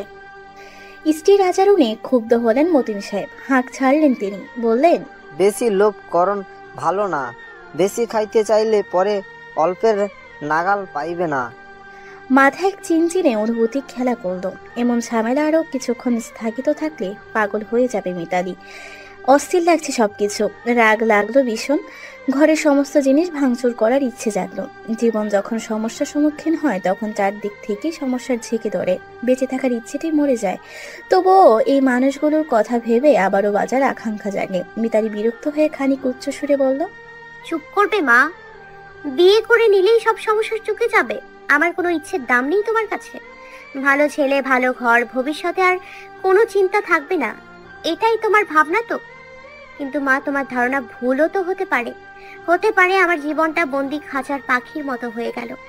তোমাদের জীবন আরো দুর্বিষহ হয়ে উঠল। তোমরা এখন নিজের সারা জীবনের অর্জিত সম্পত্তি ভোগ করছো। তোমাদের সেই সম্পদ তোমাদের সন্তান, অন্য কারোর সন্তান নয়। আমার বিয়ে দিয়ে অন্যের দয়া নেবে? কেন নেবে? আজ নিজের চাহিদার কথা মেয়েকে যেভাবে মুখ ফুটে বলতে পারছো, তখনও কি বলতে পারবে? পারবে না, কারণ তখন তোমার নিজেরও লজ্জা করবে এই ভেবে যে পরের কাছে কতই চাইবো। কেউ খুশি হয়ে 1 টাকা দেয়া আর তাকে বারবার মনে করিয়ে 10 টাকা চেয়ে নেয়া সমান কথা নয়। ঘরে বাজারের সংকট হলে সন্তানকে যেমন নির্দ্বিধায় বলা যায়, তা মেয়ের জামাইকে বলা যায় না। সন্তান ভুলে গেলেও তাকে দ্বিতীয়বার মনে করিয়ে দিতে অস্বস্তি হবে না, কিন্তু মেয়ের জামাইকে মনে করিয়ে দিতে ঠিকই তোমার অস্বস্তি হবে, অপমানে লাগবে। হয়তো একসময় সেই মানুষটিও বিরক্তি হবে, কিন্তু মুখ ফুটে কিছু বলবে না। তাহলে বলো, তুমি কোনটা চাও? ধরাবাঁধা জীবন নাকি 1 টাকায় নিজের সংসারের সুখ? একঘেয়ে রুজি বেগম বুঝলেন না। তিনি চওড়া গলায় বললেন, লম্বা লম্বা ভাষণ দিয়া জীবন চলে না। তোর বিয়া চেয়ারম্যানের পোলার লগেই হইব, এটাই আমার শেষ কথা। শান্তশিষ্ট মেয়েটা মুহূর্তে উশৃঙ্খল রূপ ধারণ করলো। হিতাহিত জ্ঞান শূন্যে তুলে বেয়াদবি করে বসলো। সামনে থেকে মেলামাইনের মগ তুলে আছাড় ফেললো। মাটিতে টপকে টিনের সাথে গিয়ে ঝড়াত শব্দে লাগলো। 2 টুকরো না হলেও ফেটে গেল মুক্তি। মেয়ের এমন রাগ দেখে হতবিহ্বল হয়ে পড়লেন রুজি বেগম। হাত চালাতে আর দেরি করলেন না, বাগালে সপাটে চর বসালেন। একটা বেয়াদব জন্ম দিছি আমি, এই দিন দেখার লাগি তোরে পেটে ধরছি। মিতালির চোখ জোড়া পানিতে ভরে উঠল। তার চৌচির হয়ে ফেটে যাওয়া ভেতরটা যদি কাউকে দেখাতে পারত। পরিবারের কথা চিন্তা করে শতবার সে মনের বিরুদ্ধে লড়েছে, স্থান দিয়েছে মস্তিষ্কে। একটা মানুষ কতবার ভাঙলে তাকে আর ভাঙা যায় না। মায়ের আচারও নাস্তাকে পীড়া দিয়েছে। যে সে বেয়াদবি করেনি এমনটাও নয়। মা তো তার কঠিন মুহূর্তে পাশে থেকে তাকে সাহস জোগাতে পারত, কিন্তু তিনি সেটা না করে মেয়ের উপর সিদ্ধান্ত চাপিয়ে দিয়েছেন। মতিন সাহেব ধমকে উঠলেন স্ত্রীকে, এত বড় মাইয়ার গায়ে হাত তোলেন? কোন অভ্যাস? তুমি আর আমার মাইয়ারকে গায়ে হাত দিবা না, যা কর্ণের মুখে কইবা। মিতালিকে কাছে ডাকলেন, সে গেল না, ঠাই দাঁড়িয়ে রইল গালে হাত দিয়ে। রোজি বেগম ধপধপ পা ফেলে বেরিয়ে গেলেন। মতিন সাহেব আবারও মেয়েকে ডাকলেন। মিতালি ফুপিয়ে কেঁদে ফেলল। তিনি নরম সুরে মেয়েকে বোঝালেন, মায়ের লগে এমন আচরণ ঠিক না মা। তোর মায়ের রাগ কমলে ঠিকই সব বুঝবে। আমি এখন যাই আব্বা। মিতালি আর দাঁড়ালো না, ঘরে ফিরে কাঁথার নিচে মুখ লাগালো। মুক্ত করলো দুঃখ নামক কিছু জলের ফোঁটা। মাহা পড়ার টেবিলে বসেও পড়ায় মন দিতে পারেনি। অনিমিক নেত্রে বিধ্বস্ত বোনকে দেখে যাচ্ছে। তাদের জীবনে এত বিষাদ কেন? নির্বিকার বাড়াবাড়ি করলো না, না কোনো কবিতা পাঠ করলো। পূর্বে সে ভালো বন্ধুর মতো তার আচরণ স্বাভাবিক রইল। তার মুখশ্রী ম্লান হয়ে আসা সূর্য রশ্মির মতোই দেখালো। সে যেমন দিনের শেষ ভাগে তেজ হারিয়ে নিস্তেজ অন্ধকারে তলিয়ে যায়, ঠিক তেমনি ঢিলে হয়ে আসা ঝুটির রবার ব্যান্ড দিয়ে শক্ত করে বেঁধে নিল মিতালি। তাদের মধ্যকার নীরবতা ছেদ ঘটালো নির্ভীক। বিষাদ চিত্তে আলতো হেসে বলল, তুই তো এখন আমাদের বাড়ির বউ হবি, বন্ধু থেকে ভাবি হয়ে যাবি আমার। ও ভুলেই গেলাম, আমার তো বাড়িই নেই। মিতালি অসহায় চাও নিতে চাইল। নির্ভীকের ভেতরটা তার অজানা নয়, বরং তার কাছে সহজ ভাষা একটি খোলা বই। প্রত্যুত্তর করতে পারল না মিতালি। হুট করে তাদের মাঝে ইশরাকের আগমন ঘটল। কোনো ধরনের ফর্মালিটি ছাড়াই নির্ভীকের উদ্দেশ্যে বলল, মিতালের সঙ্গে আমার কিছু কথা আছে, তুই একটু সরে দাঁড়া। নির্ভীক এক বুক অভিক্ষেপ আর একরাশ অভিমান নিয়ে বিনা বাক্য পেয়ে সরে গেল। মিতালি ধপ করে জ্বলে উঠল, কঠিন গলায় বলল, আপনাকে যা বলার আমি বলে দিয়েছি সেদিন। আপনার সাথে আমার না কথা আছে আর না নির্ভীক এখানে থেকে সরবে। ইশরাক ক্রোধ নিয়ে বলল, কিন্তু তোমার সাথে আমার কথা আছে, সেখানে তৃতীয় ব্যক্তি অ্যালাউড না। ততক্ষণে নির্ভীক বাড়ির রাস্তা ধরে এগিয়ে গেল অনেক দূর। কাটতে পারলে বোধহয় ভালো হতো, কিন্তু তার চোখ দুটো বড্ড নিষ্ঠুরতা করলো তার সাথে। চোখ ফেটে এক ফোঁটা জল গড়ালো না, অথচ ভেতরটা তছনছ হয়ে যাচ্ছে। নির্ভীককে তৃতীয় ব্যক্তি বলায় কণ্ঠের তেজ বেড়ে গেল মিতালির। নির্ভীক কখনোই তৃতীয় ব্যক্তি ছিল না, বরং আপনি আমাদের বন্ধুত্বের তৃতীয় ব্যক্তি হয়ে শীঘ্রই ভাঙন ধরাবেন। ইশরাক রাগ দমন করার চেষ্টা করে বলল, নির্ভীকের কথা বাদ, তুমি আমার প্রশ্নের উত্তর দাও। মানলাম তোমার পেছনে ঘোরাঘুরি পছন্দ নয়, তাই আমি বিয়ের প্রস্তাব পাঠালাম, সেটা নাকচ করার কারণ কি? মিতালি বারবার স্তব্ধ হয়ে যাচ্ছে, যার কার্যকলাপ পছন্দ নয় বলে পিছু ছাড়তে বলছে। সে বিয়ের প্রস্তাব দিয়ে বুকের পাটা দেখাচ্ছে, নিজেকে শান্ত করে বলল, আপনাকে নিয়ে আমি এসব কখনোই ভাবিনি। কেন? আমি কি খারাপ ছেলে? কোনো বদ অভ্যেস আছে? বাড়িঘর চাকরি এসব নেই? চেহারা খারাপ কোনটা? স্বচ্ছ দৃষ্টিতে তাকিয়ে মৃদু হাসল মিতালি। কোনোটাই না। তবে? মিতালি স্পষ্ট ভাষায় বলল, মানুষ যাকে ভরসা করতে পারে না, তার সাথে জীবন কাটানোর কোনো কথা ভাবতেও পারে না। আমার ভরসার স্থানে আপনি নেই, সেখানে অন্য কারোর বাস। অপমানে লাল হলো চোখ জোড়া। ইশরাক মুহূর্তে চোয়াল শক্ত করে নিল, উৎসুক হয়ে জানতে চাইল, সেই ব্যক্তি কি নির্ভীক? মিতালি শক্ত মুখে জবাব দিল, যতটুকু জানানোর আমি জানিয়েছি, বাকিটুকু ব্যক্তিগত থাকতে দিন। বাতাসে সুতীব্র মিষ্টি প্রেমের গ্রাণ। বিয়ে বাড়ির জমকালো আয়োজন। হরিদ্রাব শাড়ির আড়ালে লুকিয়ে আছে এক টুকরো শরীর। রেলিংবিহীন ছাদে পা ঝুলিয়ে বসে এক হলদে নারী। তাকে অনুসরণ করে এগোলো মিতালি। নিশ্চুপ পা ফেলে তার পিছনে দাঁড়ালো অতলব। সময় স্থির থেকে জোতা খুলে তারই মতো পা ঝুলিয়ে বসলো। ভাবান্তর হলো না নির্ভীকের। প্রিয়ার বিয়েকে উপলক্ষ করে দুজনের এখানে আসা। আগামীকাল প্রিয়ার বিদায়ক্ষণ। মিতালি ভাবলো নির্ভীককে এক অজানা সত্য জানানো প্রয়োজন, তাই তো নীরবতায় ছেদ ঘটালো। দূর আকাশ থেকে দৃষ্টি সরিয়ে নিবদ্ধ করলো নির্ভীকের অল্প বয়সী যুবক চেহারায়। তার মধ্যে এখনো পুরুষ ভাব বলিষ্ঠ রূপের আগমন ঘটেনি। মিতালি তেজহীন গলায় শোধালো, তোকে একটা সত্যি কথা জানাতে চাই। এবার বোধহয় নির্ভীকের মনোযোগ কাটতে পারলো সে। সত্যি জানার আগ্রহ দেখিয়ে চেয়ে রইল নির্ভীক। নিষ্প্রভ কণ্ঠে মিতালির জবাব, প্রিয়া তোকে ভালোবাসে। নির্ভীক ভীষণ রকম চমকালো, সাথে কিছুটা মনক্ষণ হলো বোধহয়, কেননা সে অনেক কিছু শুনতে চেয়েছিল। নির্ভীকের স্তব্ধ হতবিহ্বল চাহনি দেখে মিতালি হাসলো। তুই কখনো বুঝতে পারিসনি? দীর্ঘ শ্বাস ফেলে সামনে ফিরবো নির্ভীক বলল, বোঝার সময় পাইনি, আমি তখন অন্য কাউকে নিজেকে বোঝাতে ব্যস্ত। প্রত্যুত্তরে মিতালি কিছুই বলতে পারলো না। কিছুক্ষণ নীরবতা চললো। মিতালি নিজ থেকেই বলল, কতদিন কবিতা শোনাসনি বলতো? আমি একটা কবিতা মুখস্থ করেছি, তোকে শোনাবো বলে, শুনে উত্তর দিস। নির্ভীক আগ্রহ দেখালো। মিতালি নরম কণ্ঠে আবৃত্তি করল, তুমি আমার একলা ছাদের কপত হবে, সারা দুপুর কানের কাছে বাকুম বাকুম গান শোনাবে, কিংবা হবে জংলা ফুলের শিশির কণা। আমি তবে জল পিয়াসী ফড়িং হব, তোমার ঠোঁটে ঠোঁট ডুবাবো লক্ষ্মী সোনা। তুমি হবে চিমটি আধার, মায়ার আধার, সেই আধারে জন্ম নেবে মৃত্তিকা ফুল খোপায় বাঁধার। তুমি হবে একলা গাঙের হলদে পাখি, ঝরা পাতায় কান্না দেব, তিয়াস পেলেই অশ্রু পিয়াই লক্ষ্মী পাখি। অথবা নীল বুকের মাঝে কালচেটের তিল রাখবো তবে খুব গোপনে, হব সুখের রোদ কুড়ানো অবোধ শঙ্খচিল। তুমি আমার রূপোর জড়ো গয়না হবে, অঙ্গ ভরে রাখবো তোমায় অথবা খুব সাজবো যখন একটা নতুন আয়না হবে। তুমি হবে শেষ বিকেলের হলদে আলো, কৃষ্ণচূড়ায় মেঘ জমাবো, চেঁচিয়ে কব, এমন মায়া কে মাখালো, কে মাখালো। বিকেল চড়ুই। অবিশ্বাস্য দৃষ্টি নির্বিকের, অনমীক্ষ নেত্র বিচরণ করলো মিতালির সারা মুখশ্রীতে, আর সে তাকিয়ে রইল উত্তরের আশায়। কণ্ঠনালী রোধ হয়ে এলো, নির্বিকের অস্ফুট সুরে আওড়ালো, তুই? মিতালি হাসলো, লজ্জা মিশ্রিত হাসি, চোখে খুশির চিকচিক ঝিলিক। প্রবল উৎকণ্ঠা নিয়ে চিত্ত চাঞ্চল্যকর ভাবে নির্বিক বলল, একবার জড়িয়ে ধরি। অনেকটা পিছিয়ে গেল মিতালি, চোখ পাকিয়ে বলল, একদম না। নির্বিক নিটল ঠোঁটে মিটিমিটি হাসলো। আজ তার সুখের দিন। সেদিন বাড়ি গিয়ে জানতে পারলো মিতালি ইশরাককে বিয়ে করবে না বলে না করে দিয়েছে। তখন খুশি হলো, প্রচন্ড অভিমান হয়েছিল তার, কেন মিতালি কিছু শেয়ার করেনি। আজ আর সে প্রগাঢ় অভিমান স্থায়ী নেই। রীতি ধরে রাখতে বছর ঘুরে শীত ঋতুর আগমন। সকাল সকাল খেজুর রসের মিষ্টি গ্রানে মোমো করছে বাড়ি। দুবিয়ান সাথে জোরে রসের শিরুনি আর ভাপা পিঠা তৈরি করছেন, সাথে একটু আত্র হাসি ঠাট্টা।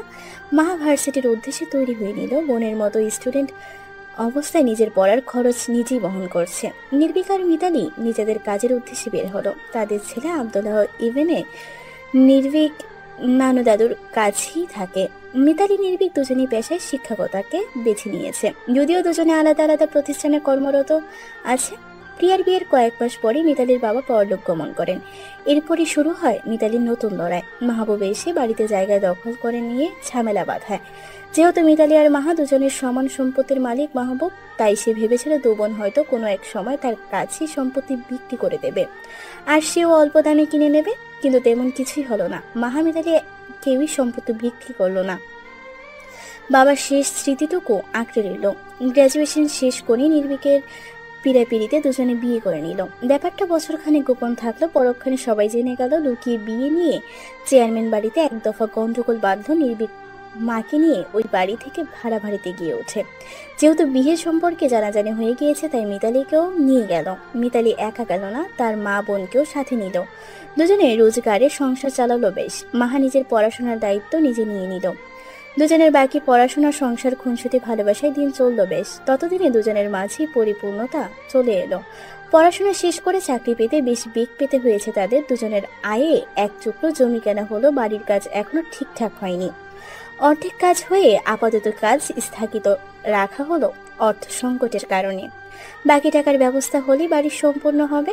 শুক্রবার ছুটির দিন, দল বেঁধে সবাই আজ চেয়ারম্যান বাড়িতে আসলো। পূর্বের মনোমালিন্য এখন আর নেই। মাঝে মধ্যে সবার বাসায় সবার আসা যাওয়া হয়। খাবার টেবিলে গোল হয়ে যখন ইশরাক, নির্বিক, চেয়ারম্যান সাহেব সহ বাড়ির অন্যান্য সদস্যরা বসলো, তখন মিতালি ইশরাকের স্ত্রীর সাথে খাবার বেড়ে দেওয়ার কাজে হাত লাগালো। মাথায় আঁচল টেনে গিন্নি রূপে খাবার পরিবেশন করলো দুজনই। খাওয়ার মাঝে ইশরাক নিজের স্ত্রীর আর মিতালির দুজনকে দেখলো। মিতালিকে একটা সময় সে চেয়ে থাকলেও এখন আর চায় না। নিজের স্ত্রীকে নিয়ে বেশ সুখী আছে সে। হৃদয়ের এক কোণে মিতালি নামটি পড়ে রইল, আর সমস্ত ভালোবাসার প্রকাশ স্ত্রীর জন্য। সে চোখ ফিরিয়ে নিল। মাহা এত বছরের জমানো আবেগ সন্তপনে গোপন করে গেল। কাউকে হারিয়ে ফেললে আমরা প্রথম প্রথম যতটা উন্মাদনায় মরিয়া হয়ে উঠি, কয়েক মাস কিংবা বছর কেটে গেলে বিষাদগুলো সয়ে যায়, ব্যস্ত হয়ে পড়ি। নিজের জীবন নিয়ে মাহাকে এখন খুশি বলা চলে। বিকালে দুই বোন বাবার কবর দেখার উদ্দেশ্যে বের হলো। একটা সময় মিতালি জিজ্ঞেস করতো, তোর জীবনে এমন কেউ আছে যে তোকে সব কিছুর বিনিময়ে পেতে চায়? মাহা জবাব দিল না, মৃদু সুরে হাসলো। মিতালি তা লক্ষ্য করে বলল, এমন কেউ থাকলে ফিরিয়ে দিস না, তাকে আঁকড়ে ধরে রাখিস। একদিন আমার মতো গর্ব করে বলতে পারবি তুই সত্যিই সুখে আছিস। কুয়াশা রাতে গায়ে চাদর জড়িয়ে হাতে হাত লাগিয়ে হাঁটছে দুজন। মিতালির ঠান্ডা হাত নিজের হাতের মুঠোয় নিয়ে ঘষে চলছে নির্বিক। তোমার হাতগুলো এমন সাপের গায়ের মতো ঠান্ডা হয়ে থাকে কেন? মিতালি আর চোখে তাকিয়ে বলল, তুমি সাপের শরীর ধরে দেখেছো? নির্বিক বিড়বিড় করে বলল, ধরতে গেলেই তো ফনা তোলে ফোঁস করে। কথাটি মিতালির কর্ণধার এড়ালো না, হেসে নিজে থেকে নির্বিককে জড়িয়ে ধরলো আর বলল, আমি ফনা তুলে ফোঁস করি নিজে যে সময়ে অসময়ে কাছে আসো তার বেলায়? নির্বিক ফিসফিস কণ্ঠে বলল, একটা কবিতা শোনাই। মিতালি মাথা দুলিয়ে সায় জানালো। নির্বিক আওড়ালো, উত্তপ্ত খরায় আমি তৃষ্ণার্ত, তুমি এক ফোঁটা জল, তৃষ্ণা মেটাতে ছুঁয়ে দেই তোমার আধখোলা খোপার চুল। তুমি মধুচক্র, শ্বেত জলে তেজস্বী, আমি মধুলোভী, মৌমাছি, তোমারই অদর সুধায় তৃপ্তি খুঁজি। মিতালি আরেকটু শক্ত করে জড়িয়ে ধরল নির্ভীককে।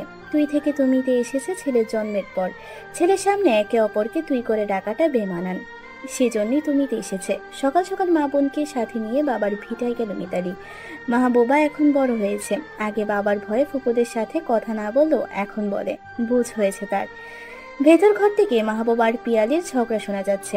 মাহবুব 10টা পর্যন্ত ঘুমিয়ে থাকে, কাজে যায় না, ঠিকঠাক বাজার করে না, খেয়ে না খেয়ে ছেলে মেয়ে নিয়ে পরে থাকে পিয়ালি।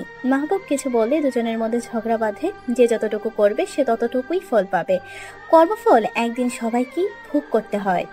বাড়িটা দেখে নিয়ে মামা শ্বশুর বাড়ি তথা চেয়ারম্যান বাড়ি গেল মিতালি। সেখান থেকে নির্ভীক সহ তাদের ভাড়া বাসায় চলে গেল। আগামী দিন থেকে আবারও চলবে পূর্বের নিয়ম, যে যার কাজে ব্যস্ত হয়ে পড়বে। দাম্পত্য জীবনের এত বছরে এসেও নির্ভীক আর মিতালি কেউ এখনো ভালোবাসি বলেনি। তারা অন্তঃকরণে বিপরীত মানুষটির আনাগোনা উপলব্ধি করছে। কিছু ভালোবাসা মুখে বলতে হয় না, প্রতিটি কাজে প্রমাণিত হয়, নীরবে অন্তঃক্ষণে বেঁচে থাকে। এই যে বন্ধুরা, শুনতে পাচ্ছ? প্রতিদিন নিত্য নতুন রোমান্টিক ভালোবাসার গল্প পেতে পাশে থাকা বেল আইকনে ক্লিক করো না প্লিজ। আর হ্যাঁ, গল্পটি যদি ভালো লেগে থাকে তাহলে লাইক, কমেন্ট, শেয়ার করতে ভুলবে না, কেমন?